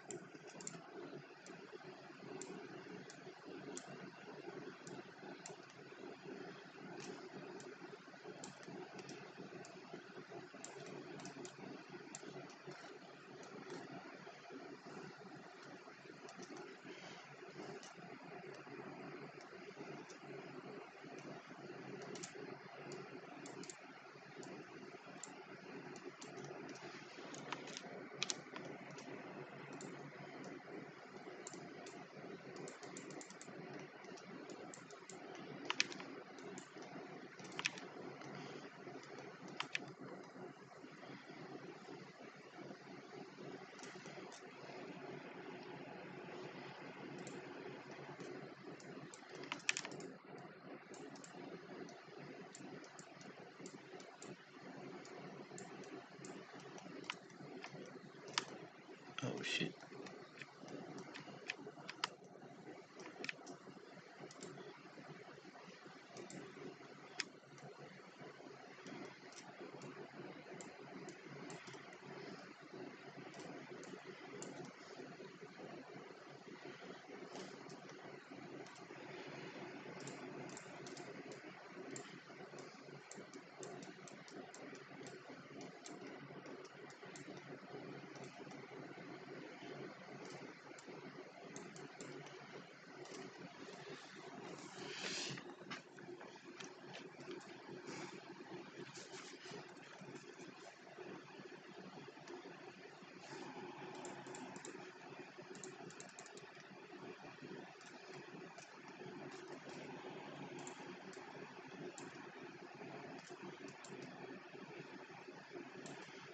Yeah, this looks pretty sick.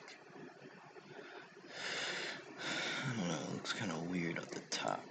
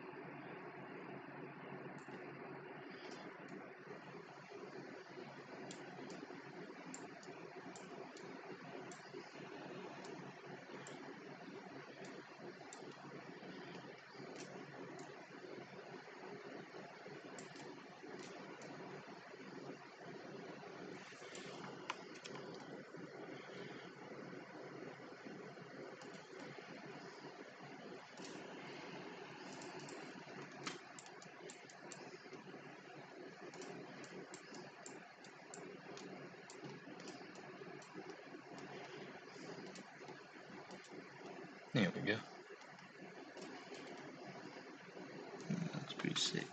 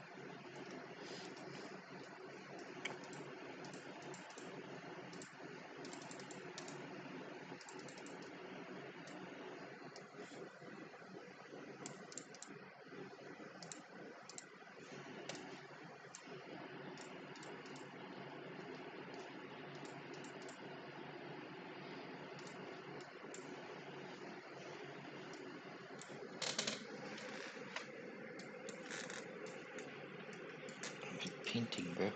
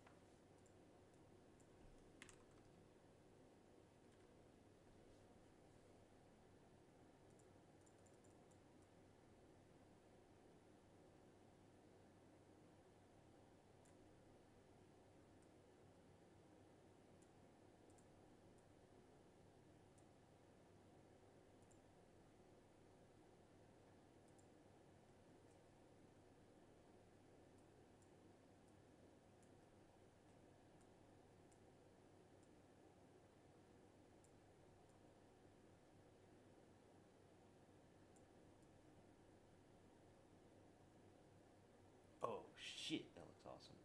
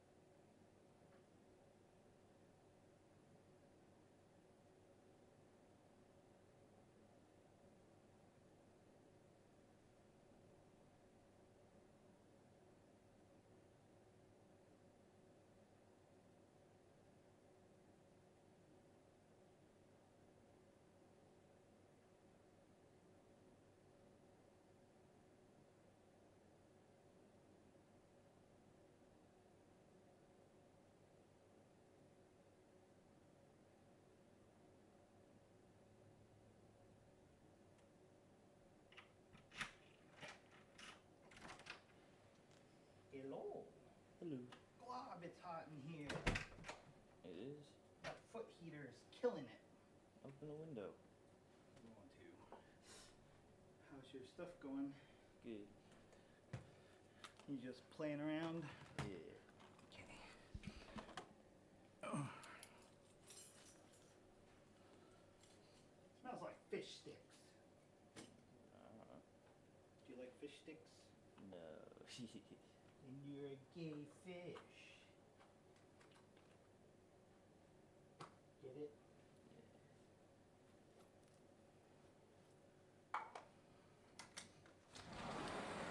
Did you eat dinner?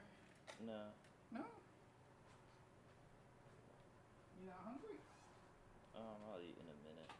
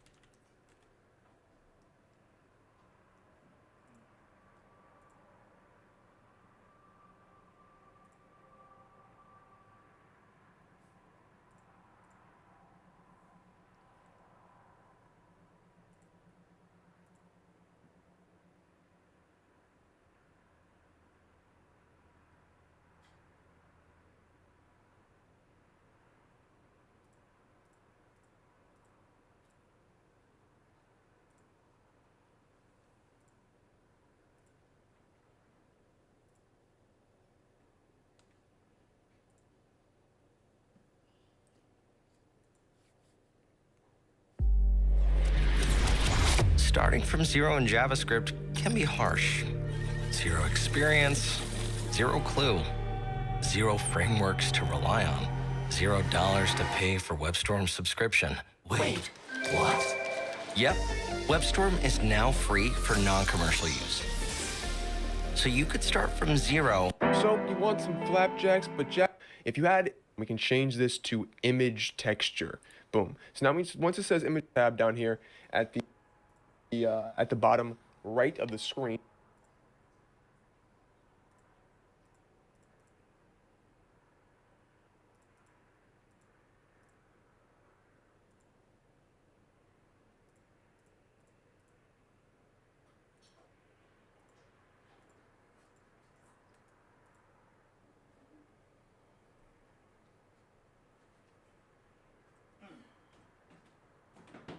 Bought a whole bunch of pasta sauce. You want me to make any pasta? Nah. You sure? material tab, and I'm gonna hit this little yellow circle next to base new and open in your file folders essentially. So then when you use this at the top, roll in, you can see the image of the North Pole Well, from they're there. all red sauce. We have 4 jars of red sauce. They're different ones. Okay. And then a jar of Alfredo sauce. Oh yeah, let's see what we have. Here, I'll show you.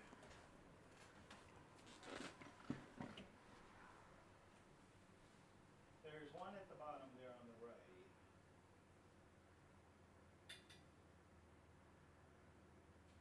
And then there's those.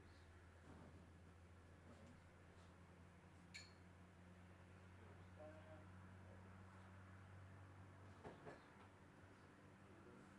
What kind of pasta do you want?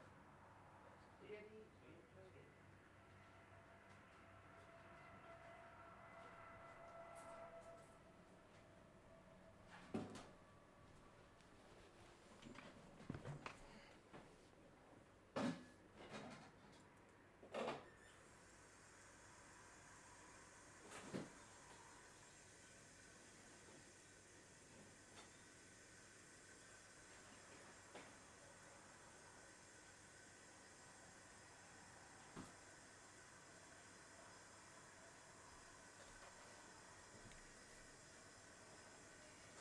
Go ahead and choose this image. Won't show you it's little material, but what you can material preview. There's 4 circles up here. Hit the third one. Hit the third one.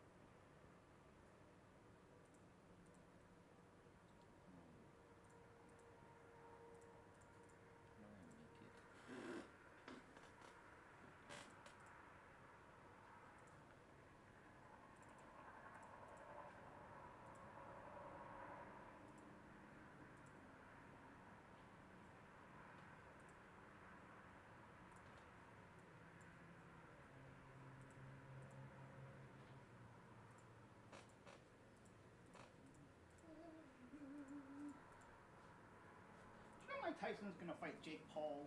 Yeah, I saw that. Do you know Jake Paul's gonna die? He's gonna die. He has no business fighting Mike Tyson. No, he's pretty good. Is he a boxer? Yeah, he's a boxer. Mike Tyson was the heavyweight world champion. Yeah, but he's an old man now. I'm still putting my money on Tyson.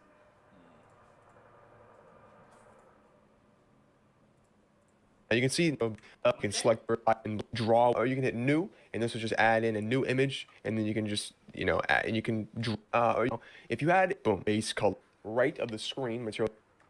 So I'm here to read this stuff at the to the bottom right of the screen, material tab, and we can change this to image texture. Boom. So now once it says image texture, it's gonna open up this thing. Your what you can material pre. You can go up here to material mode, and you can see up at the top.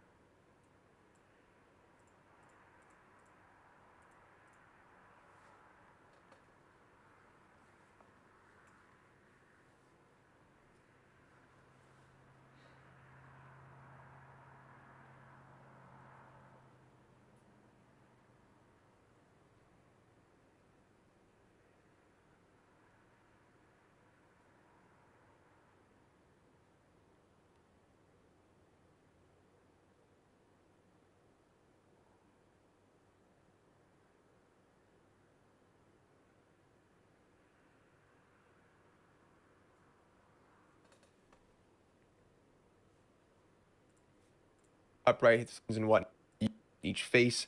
This piece right here, this is that. This piece is that. This piece is this one in the middle, and then that piece is this piece. And you can see what I'm trying to get at here is all of these different sides correlate to a different piece over here. Now, these are all like rectangles when they shouldn't be, because this isn't really unwrapped properly. So we can hit U to unwrap this, and you can just hit regular unwrap, and what that's going to do is it's going to unwrap it the way that it, like, really strangely, so you don't want to do that. Just hit U, and you can have smart UV project, light map, all this stuff. You can do cube projection, which is going to make it so that all of them are the same size of a square, and then you can go ahead and like select each of these pieces by going to face select mode up here, and then just hitting S to scale it. I don't know where this one, which one, oh, this one up on top. So you can S to scale it, and you can make it bigger or smaller. So you have the whole picture on the cube there, which is good. So if you need that to be exactly at the size of the cube, there you go. That's perfect. Now, the other one that I would recommend doing maybe sometimes for some specific situations is Smart UV Project, and then hitting OK. Now you can see the reason I like this is because it kind of puts them all like, in a nice little format, and you can hit G and move them all around, and they're all separate and solo, unlike the other one we just did where they were all kind of connected. So if we do that again, you can see cube. If I hit G to move these, they're connected. See how it's like connected like a cube, and it's very strange, and it can look weird, like this little piece up at the top. So I wouldn't recommend that. The one that I would recommend every single time is always going to be Smart UV Project. Leave all these options the same and hit OK. And then you can go ahead and move these around where you want. You can hit S to scale them up, move them around, like this one's there, a nice little picture of the North Pole on the top there. And you can do the same thing maybe on the bottom, maybe this piece you only want the water, so let's go ahead and select that piece, hit S to scale it down, and then just move it to the water. Today we're going to learn how to add the scrolling animation to your website in Wix Studio without writing a single line of code. Hit G, and maybe you only want This is the a Aurora great way Borealis, to make your website more dynamic and grab users' edit mode, like I said before. attention. Here's how to make it. Tab again, Open Wix select this Studio and piece, change the maybe you want this background one to be color rotated, first. so you move it down to the mountains, and then you hit R. Scroll down and apply the advanced CSS grid. It's spinning more crazy. But yeah, you can rotate that one a little bit. Let's add one more go column. crazy. Whatever your heart wants is exactly what you're Now gonna get. go- So that's how you add an What's up, image. guys? Justin here with today's video. We're going to Very, off very cool for this stuff, video very the easy different to do. how to set those Ladies up and gentlemen, in order to adjust going into our principled BSDF. But we can't really adjust how Bye-bye.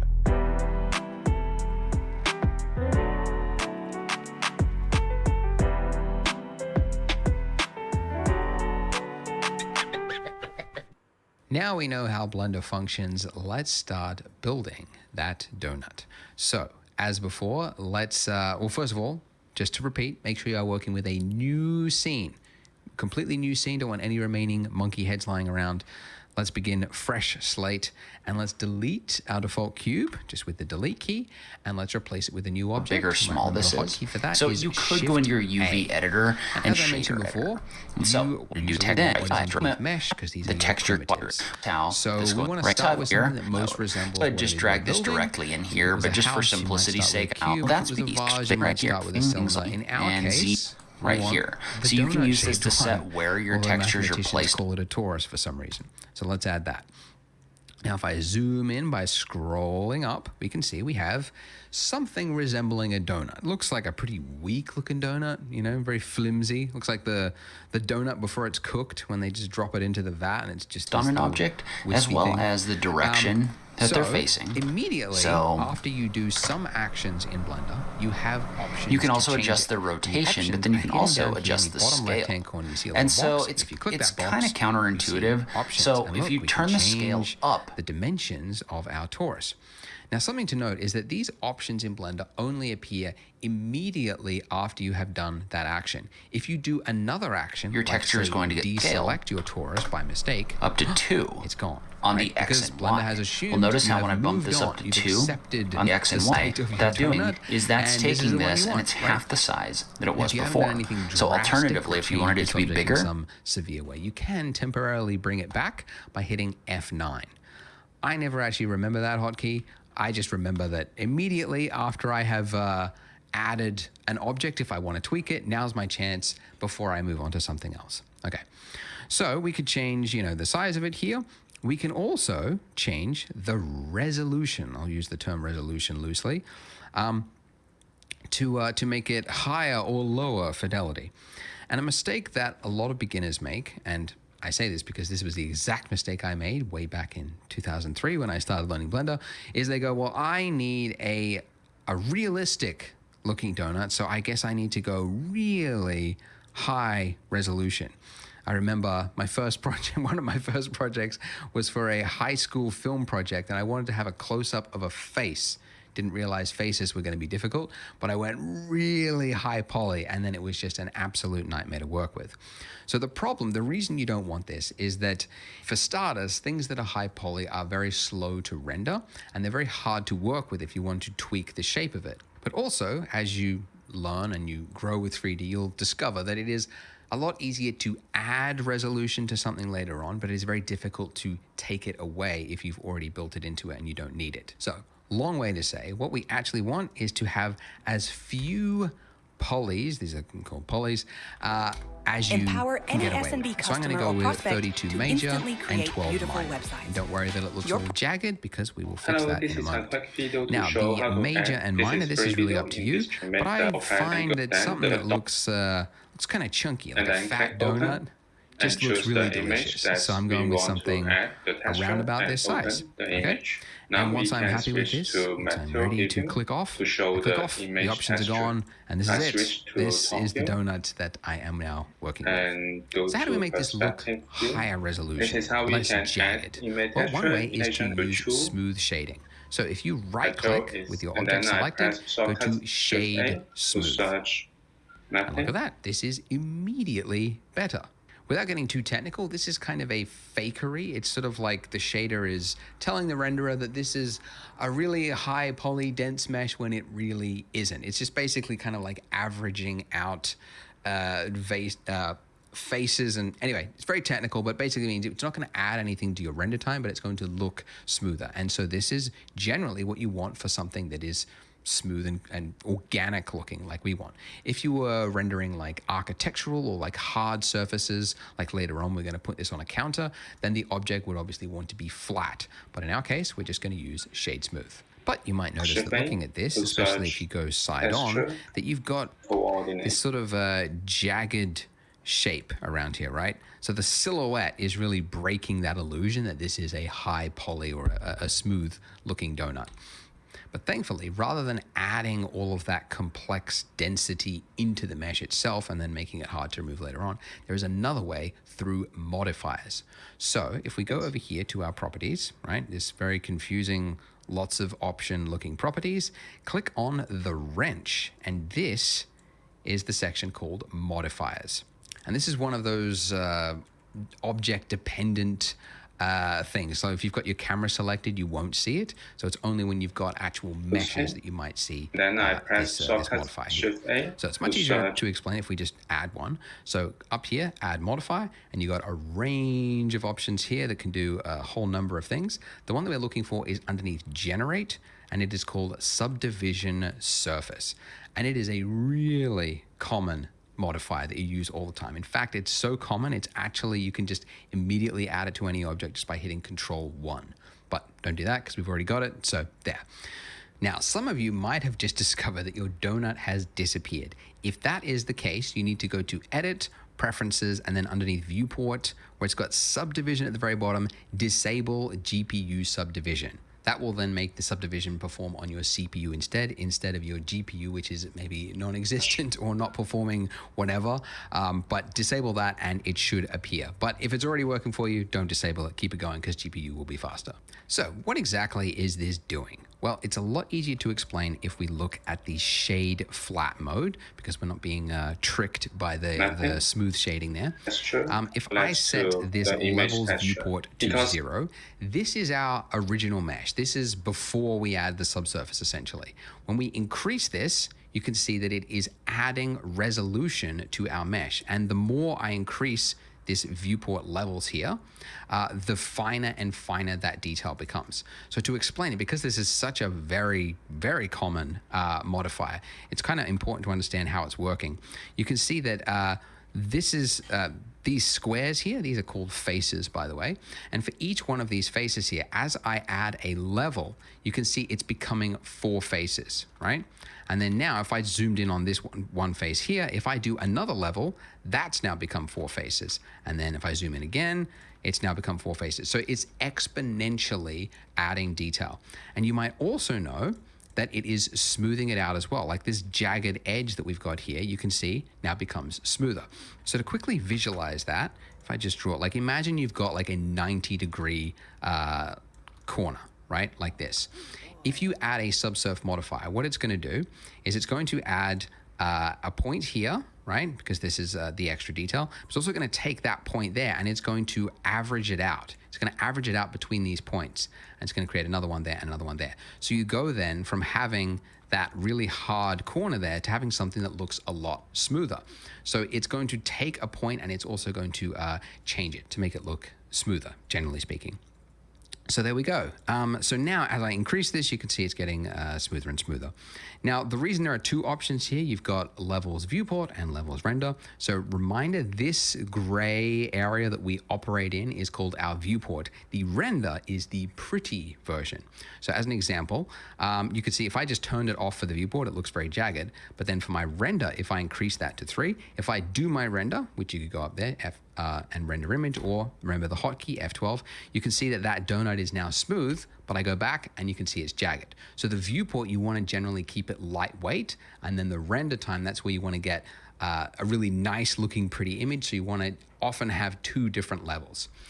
In our case though, I don't really think we need to go beyond 1, even for our final pretty image, because this with shade smoothing turned on is good enough. And we're going to be adding more to the scene later on, so we don't want to make it too complex. So this is actually pretty good. Okay, so we have a perfect donut, and that's the problem. It's too perfect.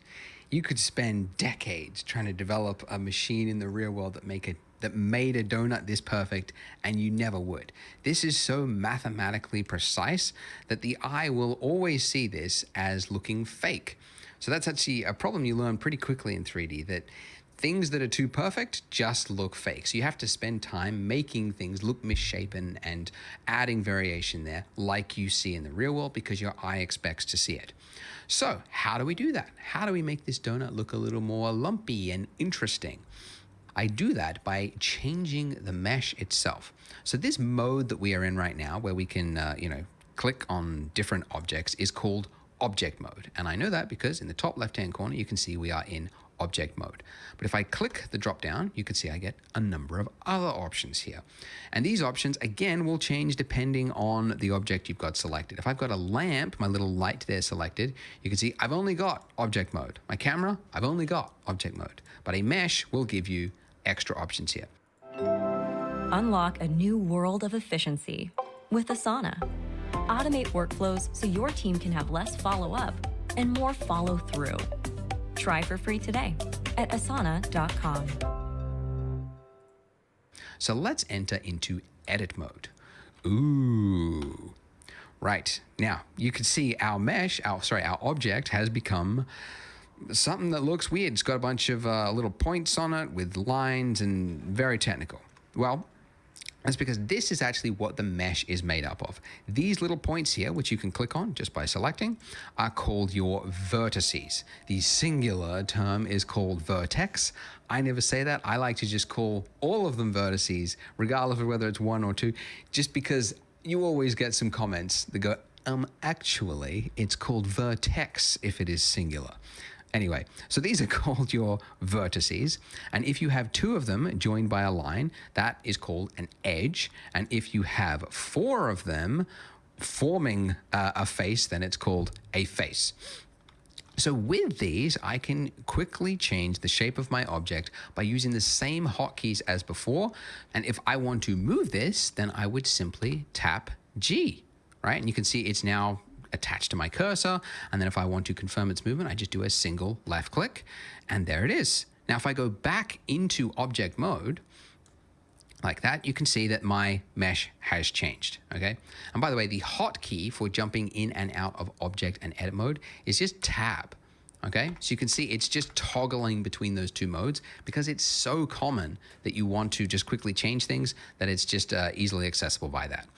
Now, this is okay, right? But you can see it's like, it's got like some artifacting. It's like, it's not the greatest lump, right? So how do we make it look a little more natural? Well, I mean, you could, you move one, drag it out, okay, click, and then I move, the next one next to it, right? I'll move that out, and then I'll move this one out a little bit, and then I move this one out. And it's like, okay, well now I've got the thing, but it took me like 5 actions. Ridiculous, right? No one wants to do that. No one's got time for that. Thankfully, there is a tool in Blender just for this, and it's called proportional editing, and you can enable it up there in your toolbar. So if you enable that, now if I hit G and I move it out, you will see I get a little ring around my cursor there, and that is now changing the mesh around it. Now, a lot of people in my previous tutorials were like, I don't see what's going on. You have to have something selected first, and then when you hit G, you will see that little circle of influence. Okay, now this circle of influence, if I scroll up, you can see it's shrinking its circle of influence. And if I scroll down, it is expanding its influence. So it's only going to affect what is in that ring there, okay? If you are on, if you don't have a mouse with a scroll wheel, you can also change the influence by using page up and page down. And if you don't have page up or page down because you're on a Mac keyboard, then what you would have to do is go to key map and then change your page up and page down to something else just so that you could get around that. But guys, you got to get a mouse. Get a mouse with a scroll wheel. I think they're, 50 cents or just in the nearest landfill somewhere. Get a mouse because it's going to make your life in 3D a lot easier. Okay, so with this, I can now make quick work of lumpy shapes, okay? So I just drag that out. Okay, I've got a little lumpy shape there. Maybe I go down here and I pull this up just by hitting G, moving it up. Okay, so already this is looking a little more natural, right? Because even if we were making a stylized world for a Pixar movie or something like that, you can't have just a spherical looking donut, round looking circular donut, because your eye will see it as fake. So very quickly, I'm able to add a little bit of variation to the donut, just all around it, just a little bit over here. And you can see that I am just changing my circle of influence depending on what size of a lump I want to make. So I just want to make like a little bit that sticks out. I can make a small circle just by scrolling up like that. And you just want to do that until you get something that looks a little more natural. I might want to make the inner part as well. Maybe just drag that in with a smaller circle. And that's pretty good. Let's just have a look from the top.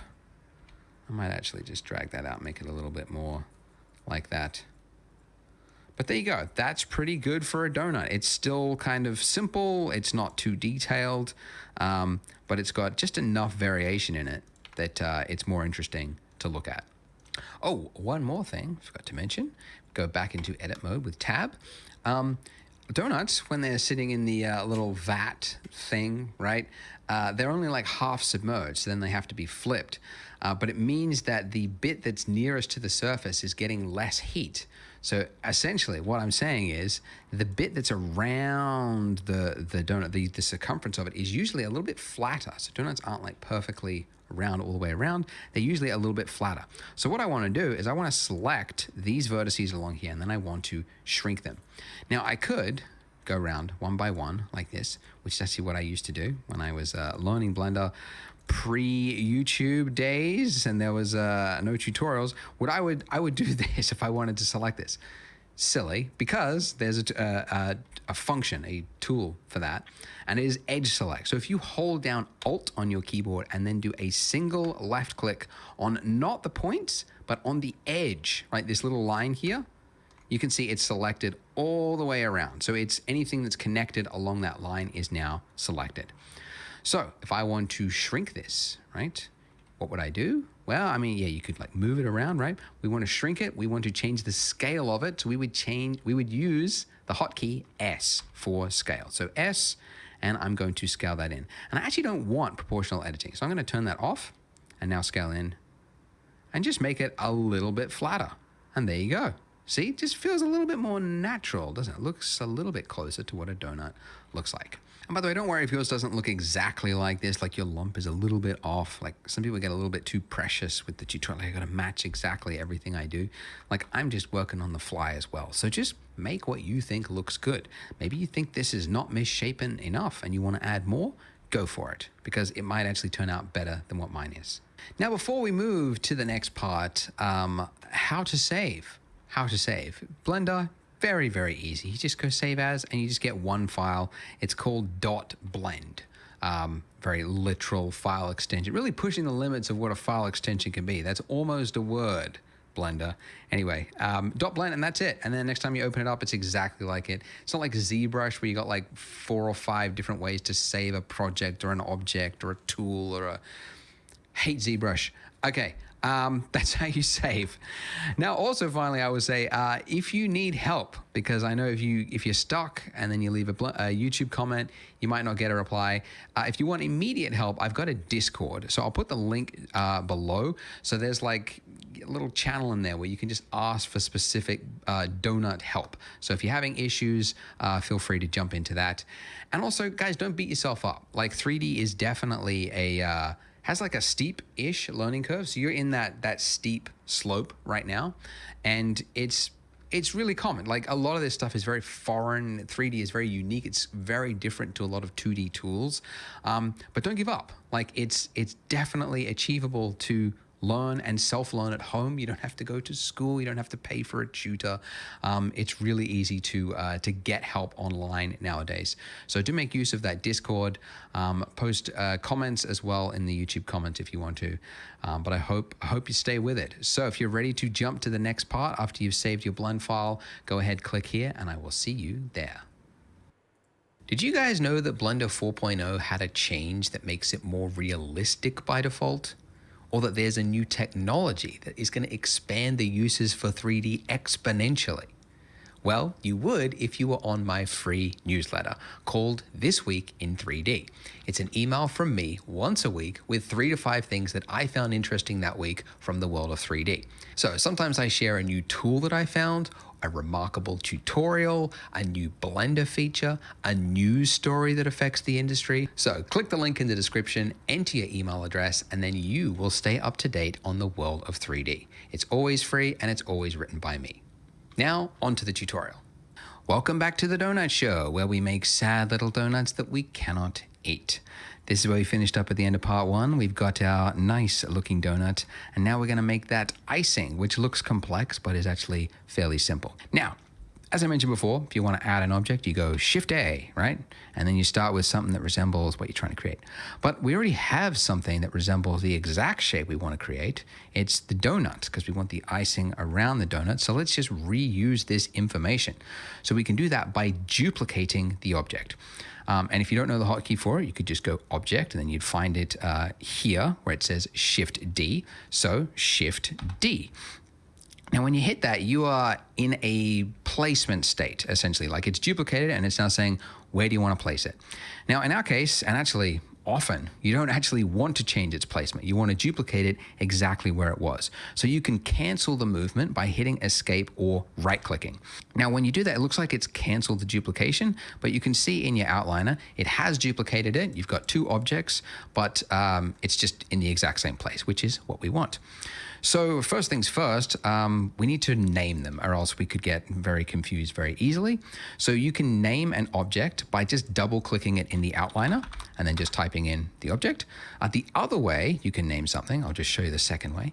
If you select the Taurus 0.001, that's your icing object. If you're in the 3D view, where your cursor, is over the 3D viewport, if you hit F2, that's another very quick way that you can name something without having to go up to the outliner to find your object. So with our icing object selected, let's go into edit mode by hitting Tab. So we want the icing on the top, which means this bottom half of our mesh here is redundant. Don't need it. So we want to delete it. So if we just dragged over the bottom here, you can see it looks like we've selected the bottom half of our donut, but if you were to move around, you would see, oh, we haven't actually. It's only selected, annoyingly, what is facing the camera. Where there's a mesh, it's not gone through the mesh. A lot of users find this annoying. I agree. Sometimes it's Seems like that would be the more default one that would make more sense, but anyway, don't want to argue. So if you want to select through a mesh, you can go up to here in your top navigation, toggle X-ray. If you turn that on, it's going to enable you to see through the mesh. And now when I drag over it, you can see that I have selected all through the mesh as I move around it. By the way, you might find it like when you're in this state, it's kind of hard to select. Like it's easy to kind of accidentally select what is above it, and depending on what you've got at your end, that might have happened already. So another way to easily just look directly on the side-on of your donut is to just click one of these, like in your gizmo here, instead of just dragging around, just do a single click on either the green one or the red one, the X or the Y. And now we're in that state. You can see it's flattened it, so it's put you in orthographic mode, which actually you can toggle to at any time, just over there, which just makes it easier to just do a single, all the way through the mesh, select. All right, okay. All right, so we want to delete that. So just hit the delete key. You get an extra option here of what do you want to delete, edges, faces. You want the vertices, that's everything. And now we have, if we go back to object mode, and then let's turn off toggle X-ray as well. And you can see it's working. You got half the donut on top of itself, but as you move around, you can see you got some flickering. Now, this flickering happens, and it's actually a very common, it's actually a good warning sign to you as an artist, because it means you've got faces on top of faces, and the 3D software doesn't know which face it wants to render, right? So it's like sometimes saying it's the front face, no, the back face, the front face, and there's no understanding. Sometimes you can actually spot it in TV shows and like VFX or like low budget stuff. You can see something flickering in the background, and I'm like, ooh, there it is, Z fighting. That's what it's called, Z fighting, or Z fighting if you're not American. So what we want to do is we want to give thickness to our icing. So we can do that with a solidify modifier. So adding another modifier, make sure you've got your icing selected, not your donut. And then here where you've got add modifier, we're going to go generate solidify. Okay. Now it's made it worse. It's actually added a thickness to our mesh there, but it's actually done it the wrong way. So it's with the normals. Yeah, what is it? It's trying to put the extra bit inside the donut. So we can change that by just changing the offset here in the solidifier settings. Just drag that all the way to 1. Some of you might have actually found that it was correct before, just depending on which way your normals were. If that's the case, keep it at -1, but everyone else, keep it at 1. We just want to make sure it's actually outside. Okay. Make the most of your holidays with the Kroger app. You can enjoy over $600 in digital coupons every week. Get access to low prices and earn fuel points to save up to $1 off per gallon at the pump. The Kroger app makes it easy to save this holiday season. Kroger, fresh for everyone. Savings may vary by state. Fuel restrictions apply. We've locked in low prices to help you save big store-wide. Look for the locked in low prices tags and enjoy extra savings throughout the store. Kroger, fresh for everyone. Let's just increase the thickness a little bit too. Let's go, 0.025. That looks pretty good. And great, we've got what looks like a yarmulke on our donut. A perfectly straight edge little hat for our donut. So let's make this look more like icing. So the edge is wavy all the way around. So to do this is where we get into the fancy, finger magic, because you're typing lots of keys. Anyway, go into edit mode, and we can see straight away that we can't see the mesh, and that's because the solidify modifier is obstructing our view. So these little boxes here, as I mentioned before, like this is to hide it from viewport. But if you want to just hide it from your edit mode, which is the state that we are in right now, the box next to it is the one that you uncheck, which means in object mode, when you're tabbed in object mode, you can still see it, but edit mode, it's temporarily hidden for you. So if I was to select one of these points here and move it down, you can see that it's working, but it would be, again, a lot of effort to go round and round and do these one by one. So we want to use that old familiar proportional fall off tool again. So proportional editing on, and now as I move it down, let's just lower the slider way down here, and then let's pull this down. Okay, now we'll find issues. If we move to the side here, we can see the first issue we've discovered is that this is separating from our mesh here. And that's not what icing does. When it dribbles down, it follows the shape of the donut all the way down. So what we want to do is snap, undo it a number of times, snap the vertices to our donut underneath it, right? So for that, we need to turn on snapping up here. Okay, now there are a number of ways to snap in Blender. The default way is increment, which just means the like the grid floor there. Like if you were to just like move it around, you can see it's just snapping to the grid floor. Not helpful. But we want to snap it to the face. And now with face snapping enabled, if we move this down, we can see, let's just look here, that the bottom bit is snapping to the face, but as you might have seen, the top bits, the rest of essentially what is inside of our circle of influence with this proportional editing, that's not being affected. Only the little point that we had selected was affected. So that's not what we want either. Normally that would be enough, but in this particular case, we want to also snap individual elements too. And let's go face project. Now, when we pull this down, you should see that these are also no longer clipping through the donut. But still, we have issues. Why is that? Well, it is actually working correctly. We can see these are not going through the mesh. So why does it look like it is?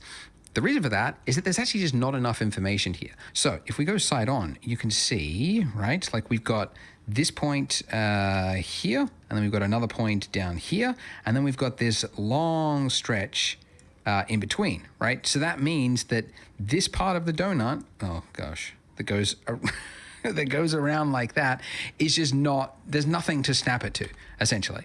So what we need to do to fix this is just add more geometry. So these little vertices here, we need more of those vertices. So we can do that by actually using the subdivision surface modifier. Because although it is a modifier, you can apply the modifier. And the modifier currently is adding geometry, so let's just apply it. So to apply it, we just click this little drop down here next to the modifier and then go apply. Now, if we, nothing should have changed from this view because the same information is being displayed. But in edit mode, you should now see exponentially more faces, because here, where there was, one face before, you can see there's now a lot more, right? 4x, okay, 4x. Okay, so now if we pull down, we should see it is snapping.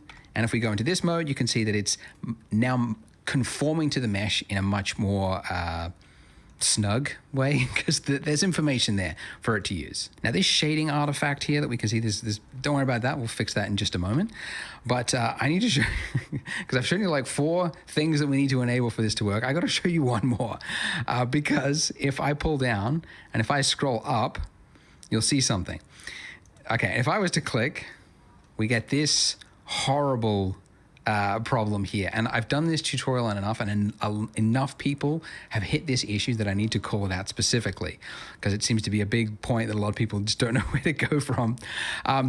What's happened is if we use what's it called? The circle of influence for our proportional editing. If that is so high, it's actually high enough to reach the mesh on the other side of the donut. And then because we've got snapping, it's now projecting that, snapping it to the front, which is creating this like something that's a nightmare to fix. In fact, it's easier just to start from scratch than to try to fix that.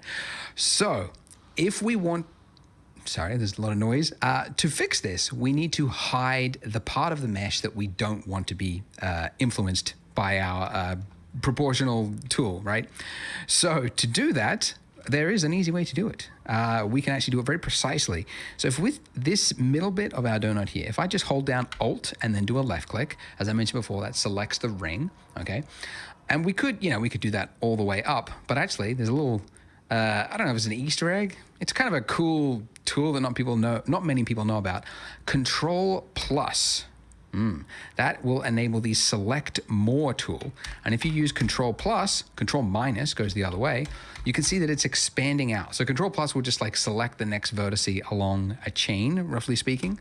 And you can see we can very quickly select all the parts of the mesh that we don't need, right? Very cool. By the way, if Control Plus doesn't work for you because you're on a laptop or something else, select more, less. You can also do it here. Anyways, to hide this part of the mesh, it's H. H for hide. So when you're in this state, it looks as though it's been deleted. It's very, sometimes you don't know where part of your mesh, and then you forgot that you've got hide turned on. If parts of your mesh are hidden and you want to bring it back, it's Alt H. So H to hide and then Alt H to bring it back. Or if you can't remember it for whatever reason, you can also find it. Okay, it's underneath mesh. There we go. Mesh. Reveal hidden or hide selected. Okay, so that's the other way. But you can get my keyboard shortcut. That's in the link. It's free. Just use that and then you won't forget a lot of these handy shortcuts. All right, so now finally, after all that, after 4 different ways and problems to explain, we can now take part of this mesh and drag it down, and it will work correctly. Haha. So now we get to now finally be an artist and go like, what sort of, edge or what sort of icing do I want to make this look like? So what I'm doing here, by the way, is I'm hitting G to pull it down, and then I'm just single middle click, and then because my cursor is closest to the Z-axis, it's now snapping it to the Z-axis. So that's why I mentioned before that it's really handy. You don't have to think of the letter and type it in. You just go in the general direction you want to go, and then just tap the middle click of the, which is your scroll wheel, right? Middle click. It's such a weird button that you have to call it out. It's the scroll wheel button, because it's like no other application seems to use it besides scrolling. But Blender is like, no, we're going to use it for like 90% of the operations is going to be middle click. But anyways, as you can see, I'm not paying particularly too much attention to it, but I'm just making a wavy looking shape around it. You might also want to make some bits that go the opposite direction, right? And then maybe pull, so you've got like big shapes as well as medium shapes and some small shapes. Big, medium, small. It's the recipe for appealing design. Big, medium, and small details. But I digress. By the way, I should mention, if you're stuck, don't feel bad, because there was certainly a lot of finickiness going on with this donut here, and we're definitely in the steep part of that curve at the moment. Do make use of my Discord if you are stuck. I created it literally so that people could get instantaneous help. I don't have any other benefit for it, so it's there so that you can find help. Link is in the description, and there's like donut help chat room where you can post screenshots of your problem and then people can help each other out. So do make use of that. Now, our shading issue here, this darkened edge, is actually going to fix itself by fixing another issue. So it's a 2 birds, 1 solution kind of problem. This 90-degree edge here for this icing, not ideal. Everybody knows that a real icing would create like a rounded edge there, right? So we can fix that just by adding another subsurf modifier, because you might remember I mentioned, like, yes, if you've got 3 vertices, it'll create like another vertice here and another vertice here, but it'll also like round it out. It'll pull this one back, so you end up with a rounded corner. So right here in your modifier stack, we're going to go add modifier, generate subdivision surface. Now, the order of these does matter, okay? You want your solidifier at the top and the subdivision after it. So Blender works top to bottom, and it's important it's in this way because you want the extrusion to happen first, and then in order to round that edge, it has to happen as a secondary step. So solidify on top, subdivision underneath. Now, whilst we're here and we're looking at the close-up, nice little profile of this edge of this icing, another issue to call out, you can see it's got this this shape that goes around. Yes, so far so good. But then it goes up. And it's like, it would be better if it went around and then tucked in and touched the edge of it, because that would look more like real liquid would.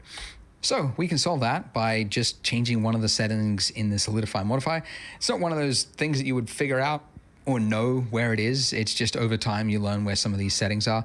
But essentially here, the edge data. So we want to change the edge data to say that before you do the solidify step, add a crease on the inner part right here.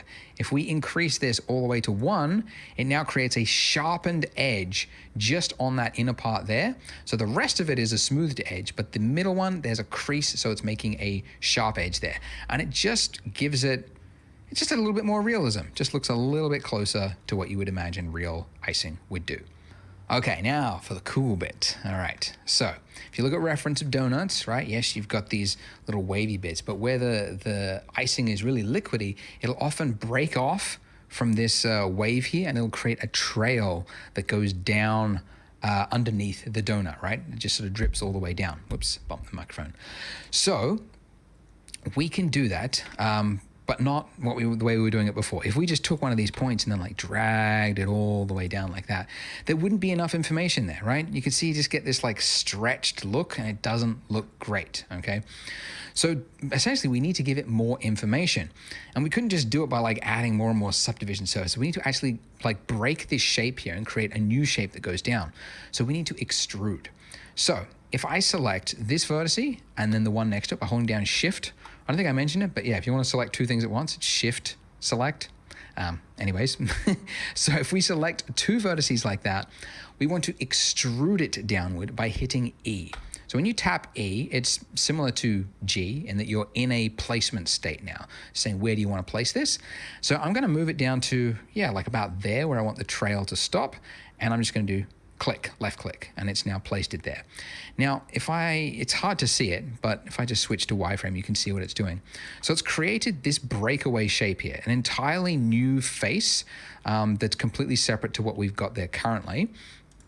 And what this means is if we go to object mode, you can see it's not just like continuing this form here, it's pulled it down, right? Which is exactly what we want. And in fact, I want it to go even further than that. So I'm going to select those two vertices, and I'm going to pull it down again, and then I'll do it again. And the reason I've done this 1, 2, 3 is that this detail here is important so that it conforms to the shape of the donut. Because if there's not enough, you're going to have that clipping issue that I showed you earlier. So that's pretty good. And now we're going to do it again. Originally in my earlier versions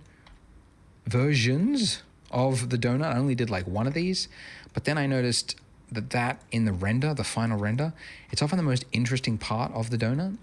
So now I'm thinking, yeah, just do it all the way around the donut. Just add the bit that looks cool. Add more of that. So here, so wherever there's essentially like a big dip is what I'm looking for. Like where the liquid would sort of build up and then like the surface tension there would be just too much, and then it would break away. And it would go down underneath like that. And we'll do another one here, why not? Like that, and down, and down. And that's pretty good. Haha, lovely. So that concludes, finally, this heavy part of the tutorial. So if you are ready to watch the next part, I hope you're not giving up. You can click there on the screen and I'll see you there. Make sure you hit subscribe as well if you haven't. A large number of you don't. But if you want to see more Blender tutorials, that's what you need to do. Self-promotion right there. Thanks, guys. See you in the next part. Congrats. You didn't give up. You made it to part 4. You clicked on the next part of the video. There's always like less viewers each video as you go down. So you're here. Well done. Thumbs up. As you can tell by the title of this video, we're going to learn about sculpting. But first, I should call out, if you have a problem with your mesh now, those problems can be amplified the further you go along. So it helps to do a technical check now, to make sure you don't have any problems before we move along. So to look for it, go into edit mode. And first of all, by the way, if you can't see that middle part of your mesh, it's because you remember we temporarily hid it. So you can bring it back by hitting Alt-H, and that will bring back the rest of the mesh. And then we're looking for issues with the mesh, like right here. So this is a really common problem following this tutorial, because when you're projecting parts of the mesh, if it was like side on to the camera, it will project it that way, and then you can have like overlapping parts of the mesh. So that creates this artifact here, which will be exaggerated when we add more detail to it. So we just want to drag that back. So turn on snapping, and I'll keep proportional turned off, and then I'm just going to move this back over here just to move each of these points back. Another very common problem is you might have parts that have separated from your mesh. Now you can quickly fix this if you just like selected the point and then hit G to move it. When you're in that state, it's also snapping it to the mesh. Now you could do that all the way along, like select, tap G, then click, select, tap G, then click. But anybody's got time for that. Let's make Blender do the work for us. So there's a tool that's just designed for this, and it's called the shrink wrap modifier. So over to our trusty modifier stack, we're going to add yet another modifier. So add modifier. It's not under generate, it's under deform, which we haven't accessed before. New modifiers. Ooh, the one we're looking for is shrink wrap. And first of all, hasn't done anything because it needs to know what the target is. What is the mesh that we're shrink wrapping our mesh to? So with this little eyedropper tool, you can see when you've clicked it, my cursor's changed to an eyedropper. And now if I hover over objects, I got the name of it. So I want to click on the object that is the donut, and now it's snapped to the donut and made it worse. Why, Andrew, would you make us do that? Remember, the order of your modifier stack matters. So the reason this happened is because we've done it after the solidify mod. So if it works top to bottom, we want the shrink wrap to happen before any of the extrusion happens. So now that it's there, it's correct. And this is what it looks like before, and this is after. And it's subtle, right? And you'll probably see this across your mesh, like little subtle changes where maybe it just separated off the mesh, which wasn't quite a perfect alignment, but this will just correct that. So great, we don't need this here now. We can just apply it because it was just a once-off operation, and now all our mesh should be perfectly flat. And assuming you haven't got any other issues going on, again, make sure you use my Discord. If you do have issues and you need someone to help, make use of the community. So use that and post your problem, and I'm sure people can help out. All right, so we want to do some sculpting. Now, why do we want to sculpt? Well, because if you look at reference photos of donuts with icing on them, you'll see that icing is obviously a liquid, and liquid does weird things. One of the weird things that it does is that it will pool in certain areas. It's not like a uniform amount all the way on it.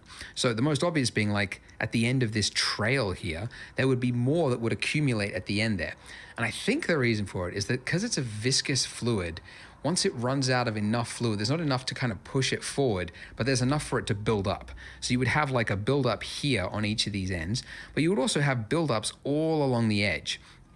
And you can see it in reference photos. Like here, we've got this like clear, was it like a glaze? And basically the areas there where it looks whiter, that's a thickened area. So we essentially want to replicate that across our donut. So we can't do that currently. Like if you go into edit mode, we don't have any mesh to work with because the extrusion, the thickened part is happening via this modifier. So we need to make the modifier real. So again, we're just going to apply it. Drop down, apply. Now in edit mode, we have that part of the mesh to work with. So we could, if you wanted to, come in here and like select the points that you want to add, you know, a bulge to, and then very carefully come in and tap G, and then, oh, I've got snapping turned on, turn that off. Pull this out, right? And go like that and go, yep, there's a little bulge there, but that's very tedious to first select a point, then tap a key to move it. It's very tedious. So that's really like you just need to use another tool to do the job. So edit mode is one tool, and it's good for like very precise things when you need to get precise things. But for more like organic shapes, more freehand stuff, that's where sculpting comes in. So at the top here, we've just been flipping between object and edit mode, but the one underneath it is sculpt mode. So when we go into that mode, you'll see that we have on the left-hand side all of these tools that appear. And I mean, this isn't a sculpting like tutorial really, we're just really going to scratch the surface, but they do different things, different sculpting things. Like let's just use the default tool here. Can't really see much happening. Let's just turn up the strength and the size of it. Like it just pulls out that part of it. And even that quick little one stroke, imagine if you had to select each of those points and pull them out one by one. Like that's why this tool is the appropriate tool for this kind of job, right? Because it's very quickly going to enable us to add lots of complex shape. Very cool. So the tool that we're looking for is actually, it's this one, the inflate brush, which is just conveniently the I hotkey, inflate. By the way, if you want to change the size of brushes in Blender, I mean, you've got these ones here, you've also got the strength slider here, but there is a hotkey just to change the size of the brush with F. So F to change the size of the brush, and you just pull out with your cursor to make it bigger, and then pull in to reduce it, and then do a single left click to confirm. You can also change the strength with Shift F. So Shift F, pull out, click, and then Shift F, pull in, click. Anyways, so if I was to draw on this, You can see that I'm inflating that edge. I could also inflate here, but you very quickly realize, like, look at that. Look at that. What is that, right? The eye is going to see that. It's a pro tip. Your eye is like, if you're going low res, don't go low res for things that are round, because your eye is very quickly going to spot low poly things. Actually, just last night I was playing Spider-Man, the Miles Morales one, and there was like this coffee cup that was on a table, and then you walk, and it looks fine, like as a background asset, but then part of it, the mission, you had to go up and read something on the table, and you had to get close to this coffee cup, and it was like 8 vertices. It just looked like almost looked like a nut on a wheel of a car, right? Just like that jagged. So anyways, what I'm saying is this is a rounded form, so we need more information. We need more detail to sculpt on. The reason this is jagged and the reason there's not enough detail here is that just even though we have a subsurf modifier, a subdivision modifier, it's applying it after we do the sculpt mode. So when you're in sculpt mode, it's still just using your raw mesh here, and then it does this as a secondary step. So if we want to sculpt into this detail, we need to apply this. So I'm going to use more than one. I'm going to use 2 because I want to have even more detail. So importantly, by the way, if you're applying a subdivision modifier, even though you've got 2 levels here, it will always use just the viewport. So your render amount here could be whatever, but when you hit apply, it's just going to apply whatever is in the viewport. So I'm going to go 2 levels and hit apply. Now look at this.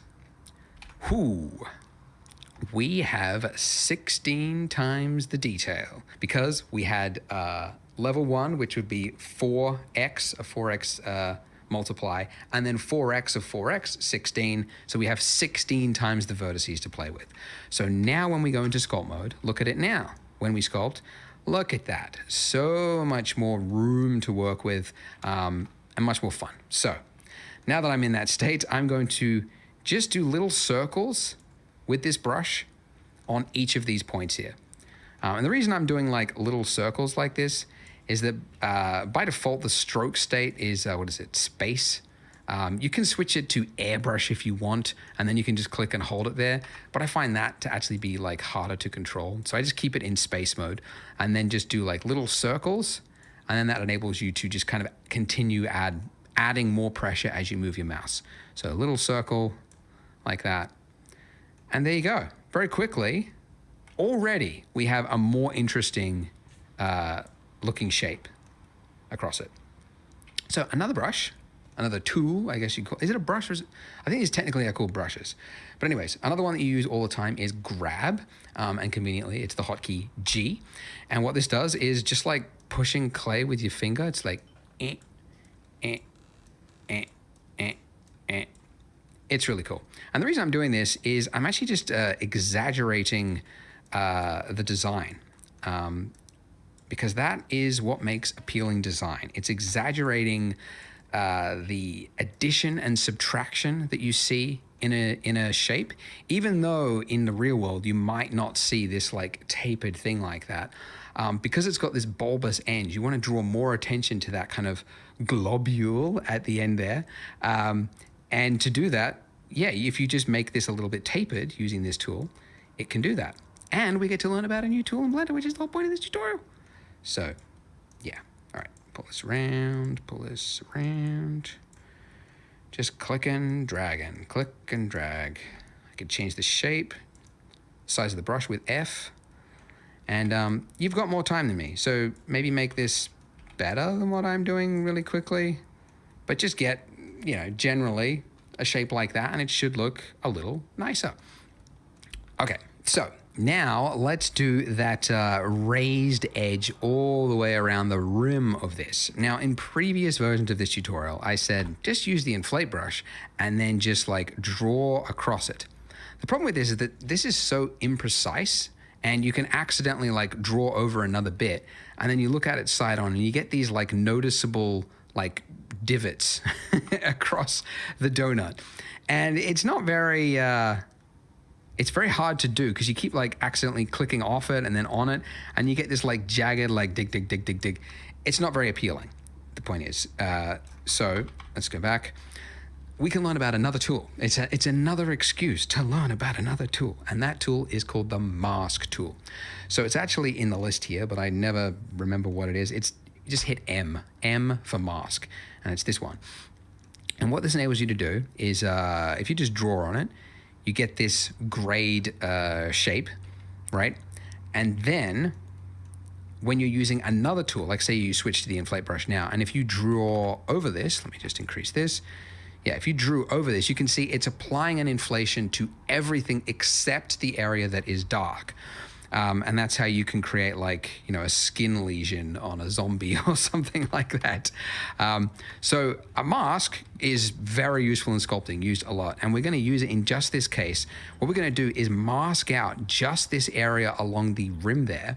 And then we're going to apply a constant inflate value to just the area that we've masked. So first use the mask tool, mask, and it doesn't really make sense to use like a half opaque mask. So we're going to set the strength all the way to 1, and then I'll use a brush size about here. So essentially, where do I want the inflation? Like, do I want this much inflation on the rim? No, probably something about here. And then I'm just going to paint a darkened value all the way across it. I just want to make sure that it's, fairly even. It doesn't have to be completely perfect, but fairly even across it. And I obviously don't want it to be in this part because that, the liquid has flowed all the way down and it's broken the trail and it's gone down there. So I don't want any raised area there. And again, I apologize if this was like tedious, but it's a way to learn Blender piece by piece. Okay, hey, speaking of which, I forgot. With the sculpt tools in Blender, for whatever reason, it has assumed by default that you might want to sculpt on the other side of your mesh. So you can see I've got this smear here, and that's because somewhere I was painting over here, I went through the mesh and it painted on the other side of the mesh over there.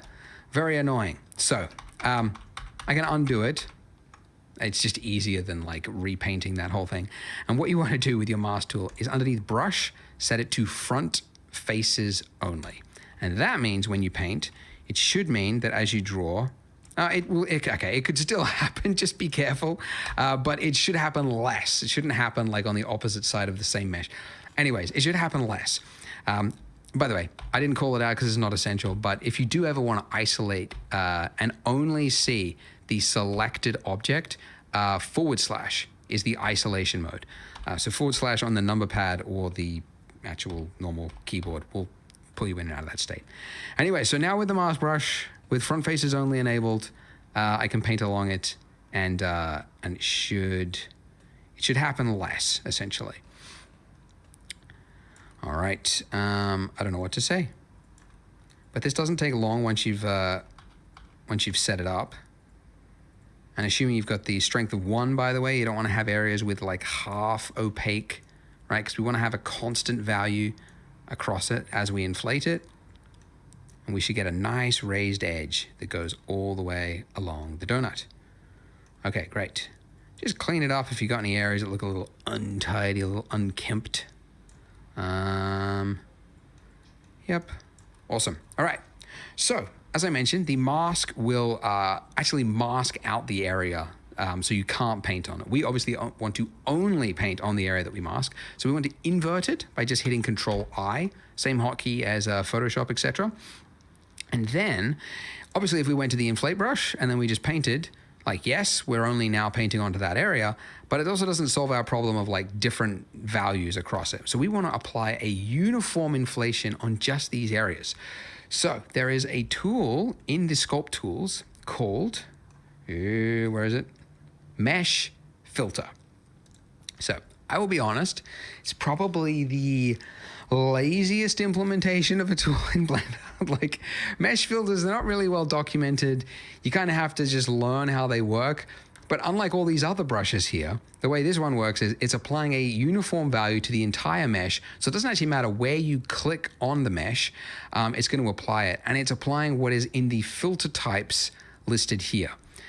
So if I just click, this is the other thing I have to learn. If I drag to the right, I'm inflating. If I drag to the left, I'm deflating and sort of subtracting the opposite direction. you just kind of have to learn that that's how this specific tool works. My theory is, by the way, to go on a rant, ZBrush's user experience and interface is so arcane, so badly hodgepodge together from ideas over the last 2 decades. They never had any thought in the process. They just lumped it all in there. And Blender's sculpting tools competes with that. So they're like, hey, yeah, the filter tools, yeah, they're not the easiest to understand, but at least we're not ZBrush. That's my theory. It's my working theory I'm going with.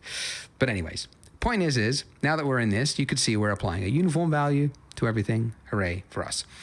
I might also, I'm going to set the strength of this to 0.1, and that just means that as I move the cursor, it's applying less of a value for the movement, so I can use smaller movements. The other thing though is this is a little like, it almost looks, if we go into object mode, it looks like a tube almost around the edge of it. It's not very nice. It basically, the edge that we've got here is too hard. So we can smooth out that edge by using mask, smooth mask. Okay. Now, if we use the inflate, just to the right a little bit, I'm just gonna go with that. Let's go object mode and see how that looks. That's pretty good. I might actually go just a little bit more, just exaggerate it slightly more. There we go. Great. So yeah, that's roughly it. Now there's a little bit of artifacting there because the way the mask works is it's kind of that feathering thing. It's not very exact and it's kind of got some values in between it. So we can smooth that out in sculpt mode by first of all just clearing the mask and then using the smooth tool. By default, it's too high, so just turn it down. And I'm just gonna smooth that edge and that'll just sort of clear up some of this artifacting. It's a little too high. For whatever reason, the smooth tool, which also you can access at any point when you're in sculpt mode just by holding down shift, and it'll temporarily invoke the smooth tool, and it'll use the value that is on the smooth tool. So you'll be in this mode and then you hold down shift and it'll actually not use this value, but the value that's on the smooth tool. Again, ZBrush is the competitor, so some things are a little weird here. Anyways, so it's a little too high. Just turn it down. And now we've got a nice value. And I'm just smoothing this out just to clear up some of the artifacting all the way around the mesh. Ba-doop, boop, boop. And that's it. Lovely. Hey, if you've made it this far, 3D is in the cards. It's for you because we've done some fairly complex things. So if you're a beginner and you're just getting started in Blender, congrats, because it is a steep learning curve, but you have learned some very complex modeling and some sculpting. So congrats, you've made it this far. Why not continue on the series? Click here to see the next video and I will see you in that part. This is where we finished at the end of the last part, and we are ready for some materials. Before we continue, do a check over though, because I looked inside my donut and I saw this, which shouldn't be here, obviously. So make sure you don't have any hidden meshes that should definitely not be there. You've only got your camera, your donut, your icing, and your light, okay? Okay, so materials. Let's do some materials. If we jumped into our render mode, that little button that I showed you on the first part that takes you into rendered view mode, you can see we've got a lamp and it's lighting our donut in a very depressing, cold gray. So let's give it a material. Down here, the little material tab, and then we're gonna hit new. So just like before, the one thing we're gonna change is the color. Let's make it a nice pink color. And that looks pretty good. The other value that you typically want to change for a lot of objects is the roughness value. So you can see the further I go all the way to the left-hand side, the more it becomes a mirror. So all the way at 0 is basically a mirror. And then all the way to the right is your like most porous object, like a brick or something like that. Basically something that looks like it doesn't have a reflection, although everything does. The roughness is just merely dissipating that reflection everywhere, so it appears as though it doesn't. But anyways, so we're going to go with like a 0.3, something like that. It's pretty good.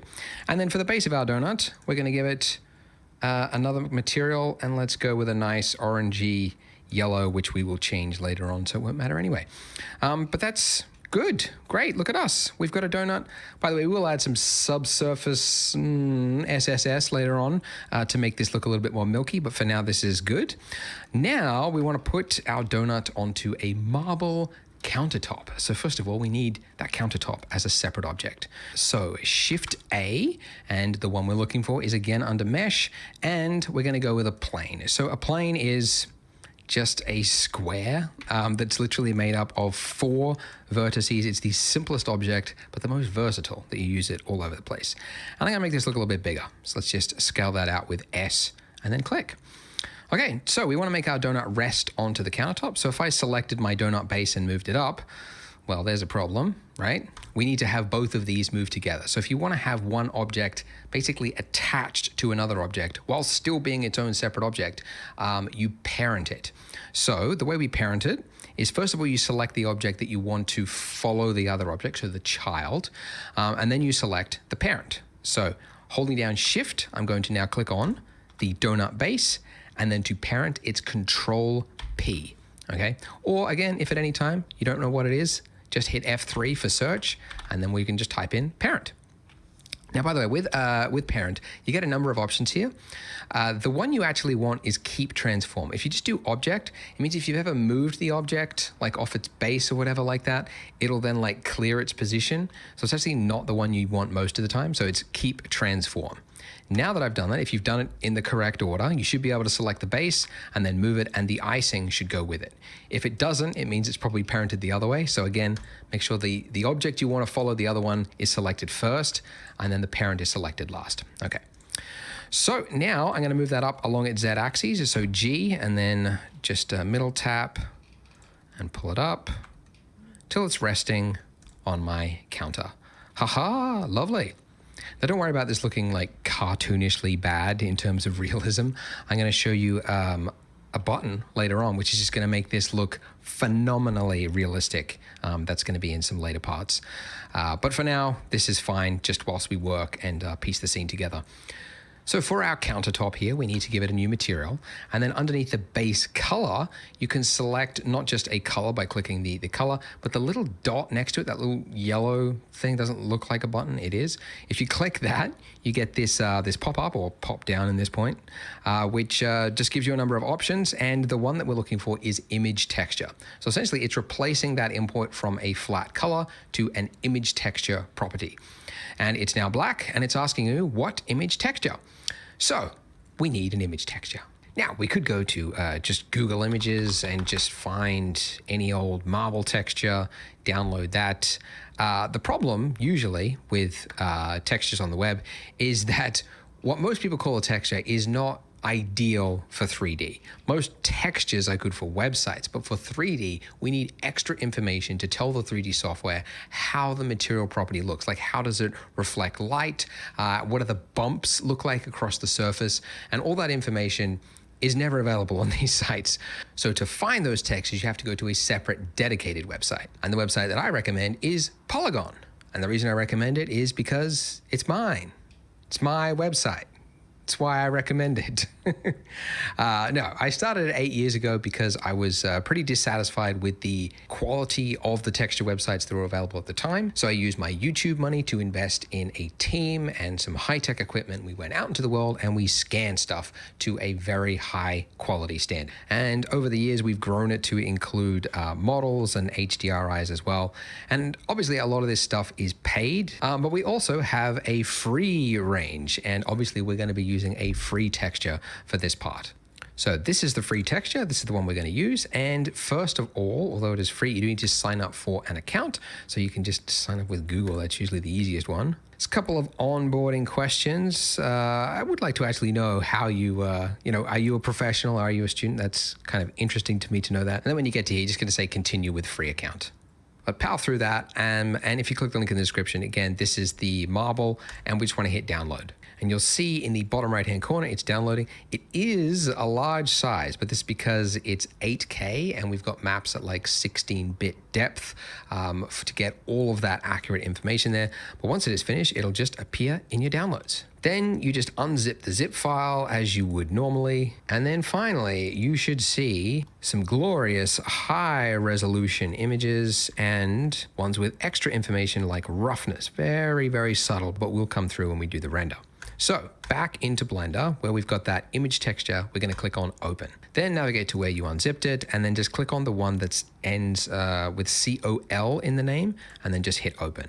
And here it is. Okay. And it looks great up close. Only problem is, of course, look at that reflection. So bland, so fake. And as I mentioned before, fake is the enemy and you need to squash it by just adding variance. So that's where our roughness map is going to come in. And while we could try to add it in here, this section on the right-hand side, it's actually not where you do most of your material work because this is kind of like a simplified, dumbed down version. It doesn't really... It gets a little bit complicated when you try and add too many things to it because there's like too many menus and drop downs and all that kind of stuff.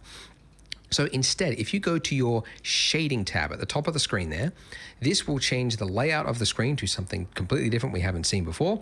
And lots of windows, actually too many. I never actually need this one on the right-hand side. So where you just mouse over where you've got the divider and then just right click and then say join areas.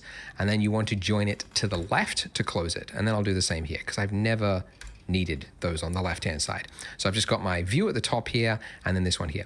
And the reason, by the way, this looks different than what we had before is because this is the material preview, but you can change it back to what we had before by clicking that. So material preview, by the way, it's the same. It's a rendered mode, but it's using lights, a different light setup. Basically, just an HDRI, which is like a fake kind of light and reflection map, just so that you can quickly preview materials. And really, you could use either or. They both kind of show the material, but yeah, let's use this one. Okay, but the bit that we're looking for is here. So this section here is your node setup, and it's actually an exact duplicate of what we did over here, because this on the right hand side is the simplified version. If you're just doing like a quick change, you might want to use this, but over here, this is what's actually happening to it underneath the hood, right? So you can see as I change this on the right hand side, that is also changing there. So they are linked. So the way nodes work is basically a left to right function. So we start over here with our image texture. It goes into our shader, which is the material for this plane. And then it comes out into a material output. And that's what is fed into the final shader. So essentially we could do anything. Like for example, and this is one of the value of nodes, is between these two nodes, we could add another node. Like for example, I could hit Shift A to add, again, same hotkey, works everywhere. And then I could add in like a hue saturation value node. And then I could change the hue of my marble to look blue, right? Or something else. So that's the power of nodes, and you could just keep going, adding in adjustments and everything you want. So nodes, very, very flexible.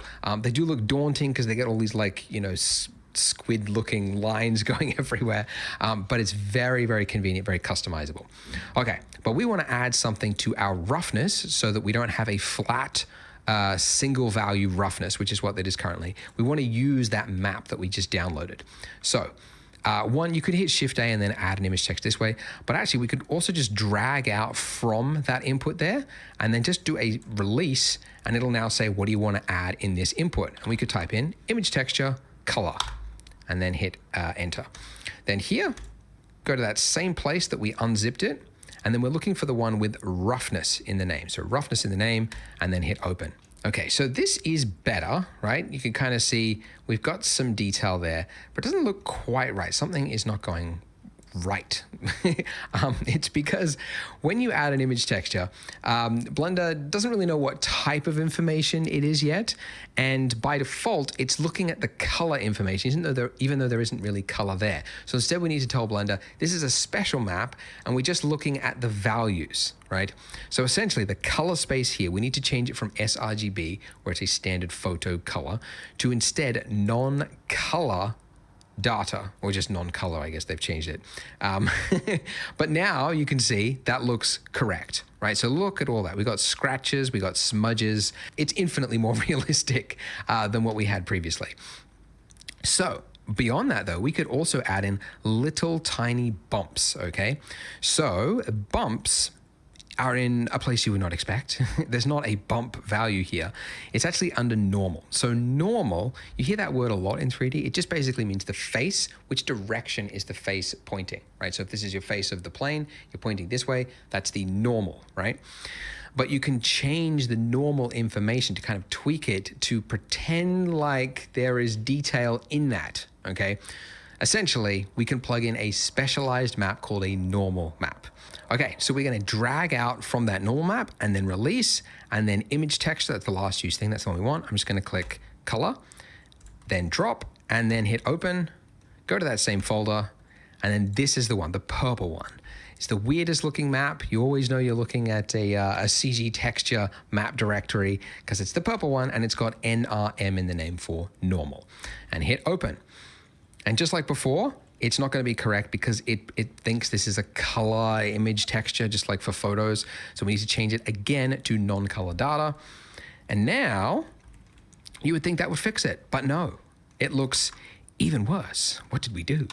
The problem is we need to convert this image texture into something this can read. So we need to put another node in between here.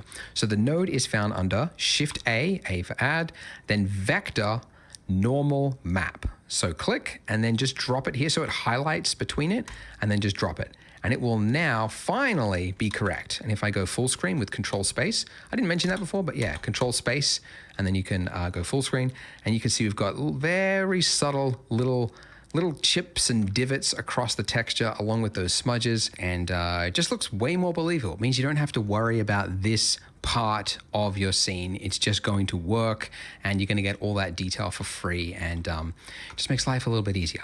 But it is a lot of work. Like what you've just made is a PBR shader, and yeah, it's a lot of work, all those little maps and everything and having to know which setting is which.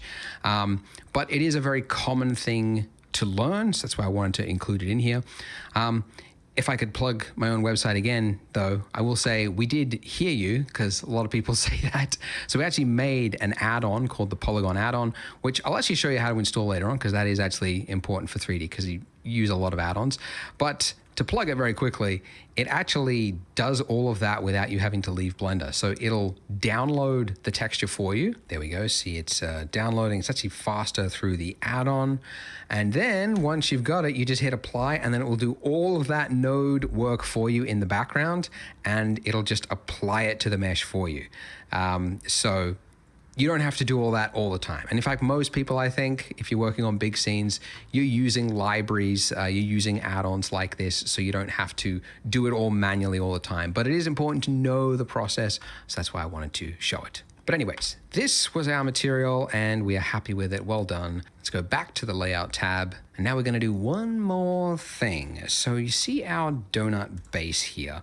Let's just isolate this donut for one moment here by hitting /, which I mentioned previously. Okay, when you're in /, this is isolate mode, which means it's literally turning off everything, including the lamp, which is why it's dark. But if you turn on material preview, then you get this. So this is okay. But if you look at real references of donuts, you'll see that it's typically whiter around the middle. And the reason for that is, as I mentioned before, the way it cooks, right? It's only like half submerged and then it's flipped. And it means that the bits that are closest to the surface are cooked less. So there's usually like a whiter part around the rim. And I mean, really, this is just an excuse to show you another part of Blender, which is texture paint. So at the top there, click the texture paint tab. And again, let's go into isolate mode with our donut there. Why are we not seeing? Okay, there we go. So what texture paint does is it lets you paint directly onto your mesh. But if we try doing it, you can see nothing's happening. And it does give you a warning at the bottom, missing textures detected. So to paint, you're painting into an image, and the image doesn't exist yet. So we have to give it one. So go to the Material tab, and then here where we got base color, we set it up as yellow, but we're actually just gonna override it now. So click that little yellow dot again, and then say image texture. So now it's black, doesn't have an image. So, and instead of clicking open, we're gonna click new. So we're gonna be creating a brand new image, and let's call this donut base. We could make this higher res if we want, but don't. This is more than enough for a donut base, that's fine. And this will just save us time. The color, this will just fill the, it'll fill the image for us with a flat color. So we're just gonna go for something pretty similar to what we had before, a nice yellowy color like that. And by the way, make sure you're all the way bright, otherwise your donut is gonna be a little bit dark. So yeah, there we go. All right, and then hit okay. And once we've done that, you should, I mean, it should be over there on the left-hand side, but if it doesn't pop up, you can just select it from the drop-down donut base, and there we go. So now we're in this state, look what I can do. Ooh, fancy. So, I don't know why I said it like that. But we can paint directly onto our mesh. So to understand this, because it's kind of weird, you can also paint directly over here. And you might be thinking like, well, how does it know, like, how do I know which part over here is actually going to be painted over onto the donut there? You might not care, but it's actually good to understand how it works. So basically this mesh here, it has to be unwrapped over onto this left-hand side here, because that's the only way to have a 2D texture, 2D flat image be applied to a mesh is to unwrap it in some way. I mean, there's projection, I'm not getting into that, to unwrap it. And unwrapping is essentially like, there is a meme actually that explains it. But if you have like a chocolate, right, that is wrapped in some tinfoil, if you flatten it out, that is essentially UV unwrapping. There are little places in that wrapping where there had to be a cut, right? And then that cut was wrapped around the object. That's what UV unwrapping is. So the reason this works for us is because the cuts are actually already in place for default objects. So this torus is already perfectly UV unwrapped, so we don't have to do anything. I did want to mention it though, because it's important to understand UV unwrapping. Anyways, so we could actually paint directly on here, as I mentioned. White is a little bit too extreme though. So I'm gonna click that and choose a color. First of all, I'm going to select the eyedropper and then not click over here because that's got shading information. I'm going to click on the left-hand side so we get the exact color. And then I'm going to make it closer to white. So not fully white because that'll be too far, but closer to white. And I'm also going to change the strength of my brush. I'll make it about halfway. And then now I can do paints across it. And this will enable you to get a much more natural feel. Because you'll have, just like, in fact, I might even go a little bit softer, and that way you can kind of just paint across it. And this is very forgiving because we've got icing that's going to go over the top of it, but that's good.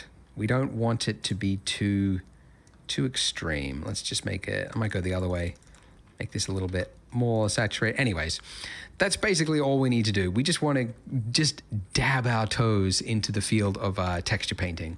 I would say texture painting, by the way, it's one of the weaker areas of Blender. It's actually due for an update at some point in the future, but it doesn't do like, you can't paint into like the height information or the roughness information at the same time like you can with Substance Painter, but it's got basic functionality. Now, importantly, this is an image, but it's not saved into your blend file. It still needs to be manually saved. So see at the top left-hand corner there, it's got image with a star. If you see that star, it means you've got changes that haven't been saved. So we need to go image and then save and specify where are we going to put our image. Because if we don't do this, we're going to lose it. So it has to be saved somewhere. So I'm just going to save it, anywhere. It has to be saved somewhere because it will not be saved as part of the blend file. Very important to know that, otherwise you can lose texture paint work that you've done. But there we go. So now to bring back everything, remember if it looks like, where's the rest of my scene gone? See the top left-hand corner, local means it's isolated mode. So that means you just have to hit / again, and it brings back everything. And there we are. So that's the extent of this part of the tutorial. As I mentioned, some of you might be wondering, when are we going to make that lovely subsurface scattering? We're going to do that in the future after we do the sprinkles because it's too hard to see at this point. So There we go, guys. Join me in the next part, and I'll see you there. The time has finally come to decorate our delicious looking donut with some sprinkles. So the feature we need for that is called Geometry Nodes, and you can access it by going to the top of your screen. If you don't see it, just middle mouse drag across and you'll see the tab Geometry Nodes. So it's adjusted your screen layout. Don't get disorientated. Your donut is still there. This screen on the left here, it's called the spreadsheet. Never needed it. Touch on wood, never will. So we can just close that, right click, join areas, and then just collapse it into it. Okay, so with your icing selected, click the new button. So welcome to the world of Geometry Nodes. So Geometry Nodes is actually a modifier. So when we hit new there, we've added in a modifier called Geometry Nodes. And what the modifier is doing is whatever we want it to, okay? So what this section down here is, this is a node-based system, and it looks familiar, right? You got boxes with little lines, and it's the exact same type of system that was used in our materials, right? But it's a completely different system, okay? So the same nodes will not be referenced between the completely different systems. So the way this works is our mesh that we've got here of our icing is what is being represented on the left-hand side with your input. It's then taking that mesh and it's feeding it all the way to the right, and it's gonna spit out whatever is in your group output. So currently, nothing has changed because there's nothing between those points. But if I was, for example, don't follow me, but just as an example, if I was to add a set position node, drop this in here, and then change the position of the icing along the Z axis, you can see it's raised it. Okay, now the mesh, if I go into edit mode, is still there. The mesh has not changed. So we're not actually moving the object. This is just happening after the fact via a modifier, okay? Now, obviously this would be a rather pointless use for Geometry Nodes to move it, because you could just move it. But as an example, let's say, I don't know, you had a scene where lots of objects, some of them are raised, some of them are not, and you wanted to quickly change them. What you could do with Geometry Nodes, in this case, you could actually expose this offset value by dragging it to the left over here. And when you do that, you can see it's now appeared over here in our modifier stack. What that means is whenever I'm in another part of Blender, say I'm like building stuff, and then I'm like, oh yeah, I need to quickly, change the height of that icing, I've got it there whenever I need to. So essentially, this system enables you to build up your own tool that does something that you want it to do in a really flexible way. So it's really powerful. And before Geometry Nodes, I mean, Blender was kind of limited in what you can do, but I'll throw some examples here. But in the last 2 years since it's been in Blender, people have done some wild stuff with it. And most of this stuff really was just not possible in Blender before without doing custom scripting. So it's really opened up the doors. So it is a very different system, like it's a different way of working than just hands-on in 3D, but it's a really flexible, really valuable system. So any time spent learning Geometry Nodes, I think, is time well spent. So we want to do sprinkles, and to do that we need to first of all scatter some points onto our mesh. So to do that, hit Shift A for add, and then we're looking for point, distribute points on faces. Okay. And then it's just it's just going to put you in a placement state. And if you just mouse over that line there till it lights up, if you click, it's going to automatically connect it for you. And now you can see we've got points on our icing and a density value. Great. But you might notice the icing has actually disappeared. Ooh. Now the reason for that is we've told it, okay, take that icing object and convert it into points, and then just give us the points back. Okay, so what we need to do is say, yes, we want the points, but we also want the original mesh. So we can do that by adding in a node that you use all the time, which is Shift A, Geometry, Join Geometry. So you'll find this node in probably any Geometry Nodes tutorial. Very versatile. So drop it in here after the points, and you'll notice this input here is a different shape. So normally inputs are circles or triangles or whatnot. This one is a long and elongated shape to signify that it can accept multiple inputs. So unlike these where you can only accept one, this can accept many. So what we need to do is take the output of our original mesh and then feed it over to here. And now we have both the original mesh and we have our points, and they're being combined together and then put into our output. Okay, Very cool. Awesome. All right, so if we were to give this a render right now, you would actually see nothing because these points don't physically exist. They just exist in the 3D space. If we want them to show up in the render, we have to tell it, what do you want to render them as? So for that, we need to add an object to be our sprinkle. So your sprinkle could be whatever you want. We're actually going to make 2 different types of sprinkles in this donut series. So we're going to start though with a very simple one, just a round ball. So just like you would add another object normally, Shift A, and then go Mesh, and then go UV Sphere. Now, this sphere is going to be referenced for every single sprinkle, okay? So we want to go as low res as we can get away with. So I'm gonna go with 12 segments and then 8 rings. If you're on a really slow computer and you think this is really gonna suffer later on, you could go even lower, but I don't wanna go too low because otherwise we're gonna see that jagged edge because it's a rounded form. So I don't wanna go too much lower than that. But I do want to adjust the scale because obviously this needs to be a tiny little sprinkle. So let's go 0.01. Okay. Hey, Fidelity. What's it cost to invest with the Fidelity app? Start with as little as $1 with no account fees or trade commissions on U.S. stocks and ETFs. That's music to my ears. I can only talk. Investing involves risk, including risk of loss. Zero account fees apply to retail brokerage accounts only. Sell order assessment fee not included. A limited number of ETFs are subject to a transaction-based service fee of $100. See full list at fidelity.com/commissions. Fidelity Brokerage Services LLC, member NYSE SIPC. Awesome. All right, now with our icing selected again, you'll notice, by the way, that if you click another object, you don't see your nodes because it's only going to show you the active object's geometry nodes. So if you want the nodes to just be there no matter what, if you click the pin button there, that means no matter what is selected, it's only going to be showing you this object's, the one that we pinned, geometry nodes. Okay. All right, so to reference, we need to reference that little sphere that we've just created in our geometry node system. And you can do it very easily just by dragging down from your outline up here, just dragging it down into your geometry nodes and dropping it. Okay. So now let's just create some room here. Make a little bit of space. Okay. And what I need to do seem like a silly is add another node to reference this object. And the node is Shift A, this is where instances on points, the top one. And all of a sudden, and then I want to drop it in here between distribute points on faces and my join geometry. So drop it in right there until it lights up. Now the points have disappeared because we're now saying replace those points with whatever is in that instance This object input. is also so I'm going take to be my subject geometry to the from my object info and drag it into the instance. And look at that. We have got our spheres appearing all over it. And if I increase the density, we've got sprinkles. And if I do a render, it will actually display. Doesn't look very good, hey, but it does work, which is the main thing right now.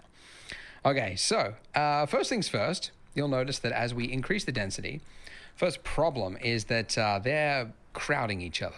They are straight up overlapping each other with no respect for its fellow sprinkle, right? Because it's just a random distribution. So we can change that by going here in our distribute points on faces, change it from random distribution to Poisson disk distribution. Poisson, what a name. So it's changed, but that's just because it's changed your density max, so just increase it again. With this Poisson disk distribution, you get this extra value here, distance min. So now if we can set a low value, we can start to delete. It's almost like each one of those points now is going to have a little radius around it. And if it detects a point within that radius, it's going to delete it. So we just need to increase it slowly, very, very slowly, until we can't see them intersecting anymore. To about there, honestly. If you go too high, like if you really wanted to make sure they weren't touching, you go really high, but it starts to look like too evenly spaced, you know? Like, yeah, it's not actually registering the other objects. It's like, it's just doing this little radius thing, which just happens to be perfect for a ball-shaped object, but it's not like an advanced, like it's gonna try to fill in all the gaps for you. So yeah, you just kind of, I usually set it to like a little bit of clipping is okay, but I don't want there to be too much. But let's go, yeah, something, I don't know, something like that. We'll actually adjust this later on. I'm just doing it just for this point. All right, a much bigger problem, if I hit Control Tab to go full screen here, if I look at my mesh, I've got sprinkles everywhere. And in fact, I've actually got sprinkles underneath the icing. And that's not good because it's actually going to put that in the render. Even though you won't see it, your computer is going to use resources to render little individual balls underneath the icing, which is not what we want, obviously. So, going back here, what we need to do to fix this is we need to do weight painting, okay? It's not texture painting, it's a special thing called weight painting. So with your icing selected, if you go from your object mode, you'll see one there called weight paint. Now, your mesh will become blue, and weight paint is actually referenced in multiple parts of Blender. Like if you're doing rigging and animation, you would use weight painting a lot during the rigging step to assign values to certain bones.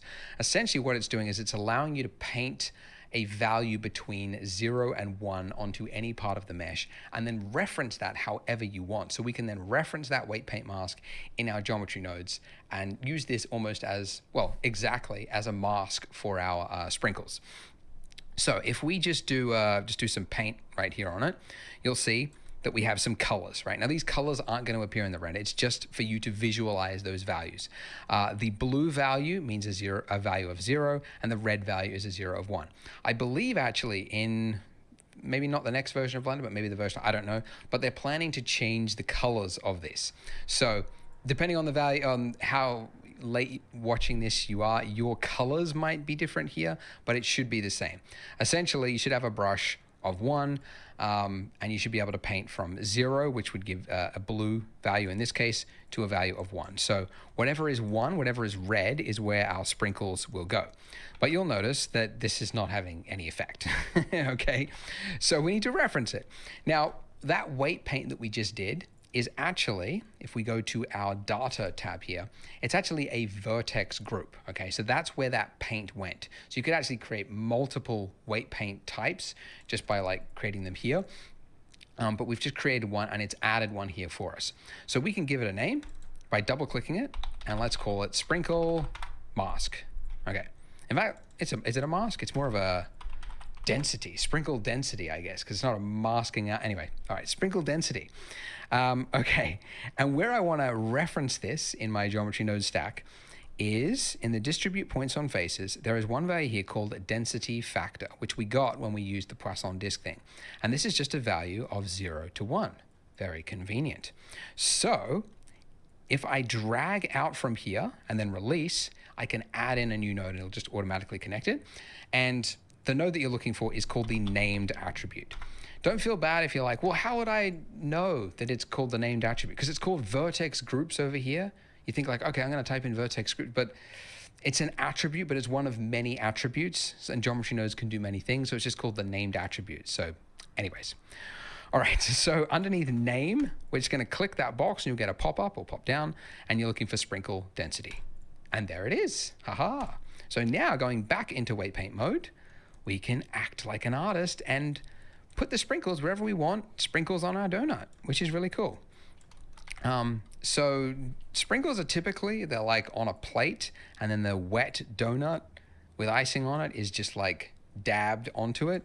So you get like a heavy amount of sprinkles right on the top like that, and then less around the sides. And then I usually do like a few like dabs like this, just for some variance. And then also if you hold down Control, that will do so the weight that's being painted is 1, but if I hold down Control, it's going to do a negative value.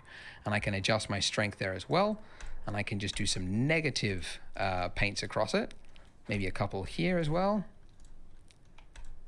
And I'm trying to deliberately make it look choppy, because I find that if you make it look too like uniform, then it just looks very boring and artificial.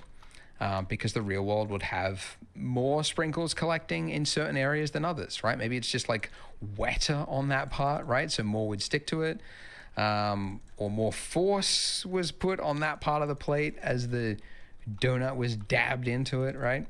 You just kind of have to think of this stuff, because in the digital world, it's far too easy to make something that looks predictable and boring, and we don't want that.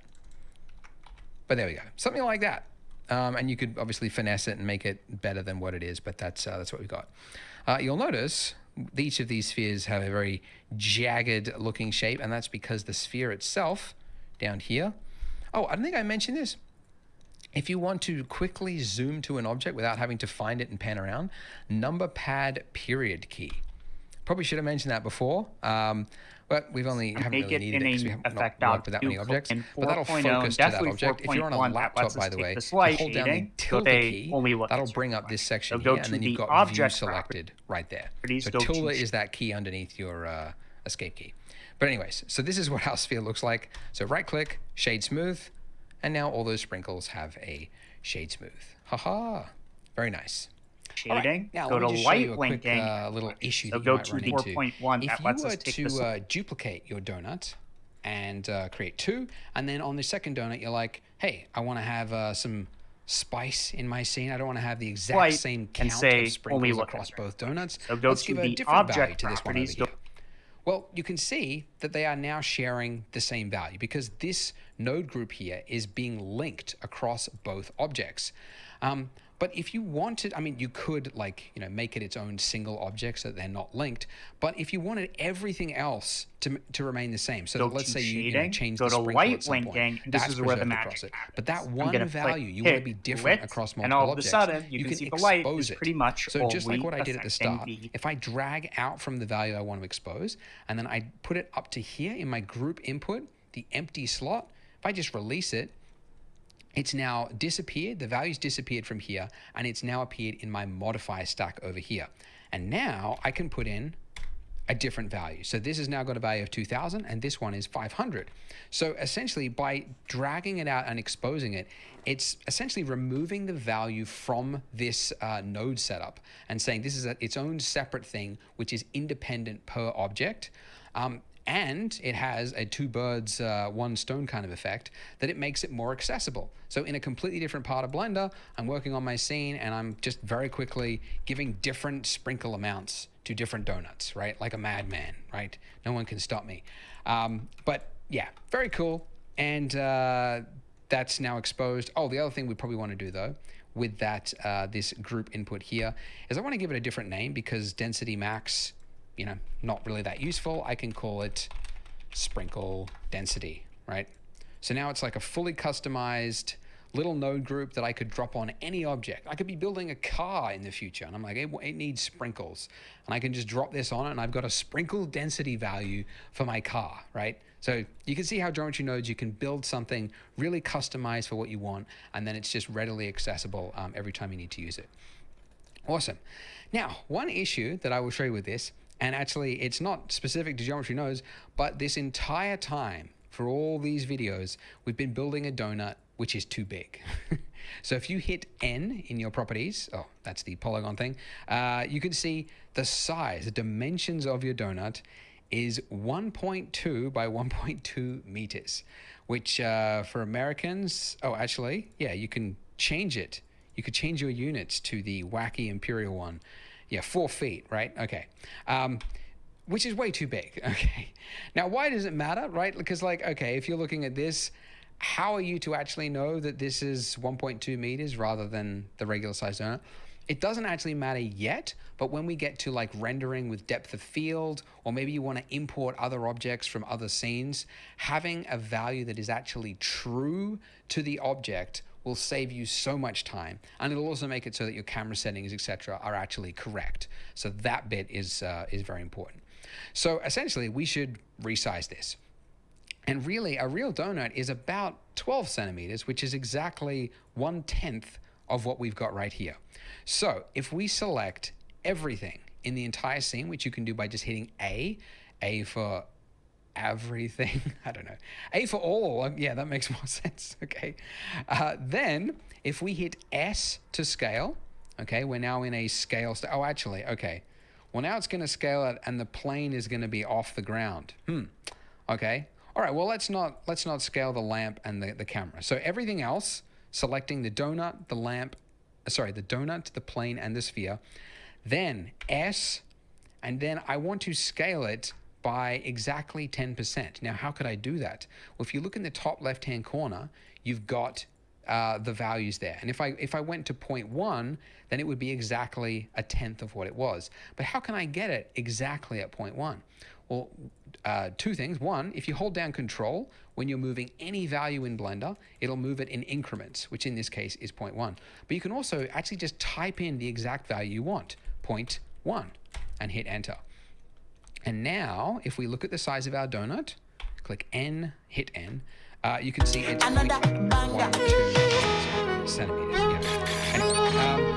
And that's great. But there is a problem. What you might notice, I mean, there's not a problem now, but when you change the scale or the rotation of an object,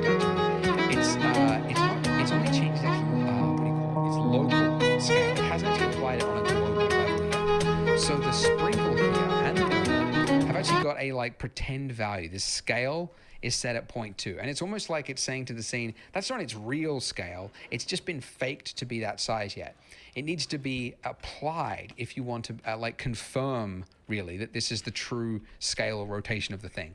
And you do that by selecting the things and then hitting Control A and then applying scale. Okay, so now we've done that, we can see something's changed. So our donut here with the sprinkles has now massively changed its density count. Another bang.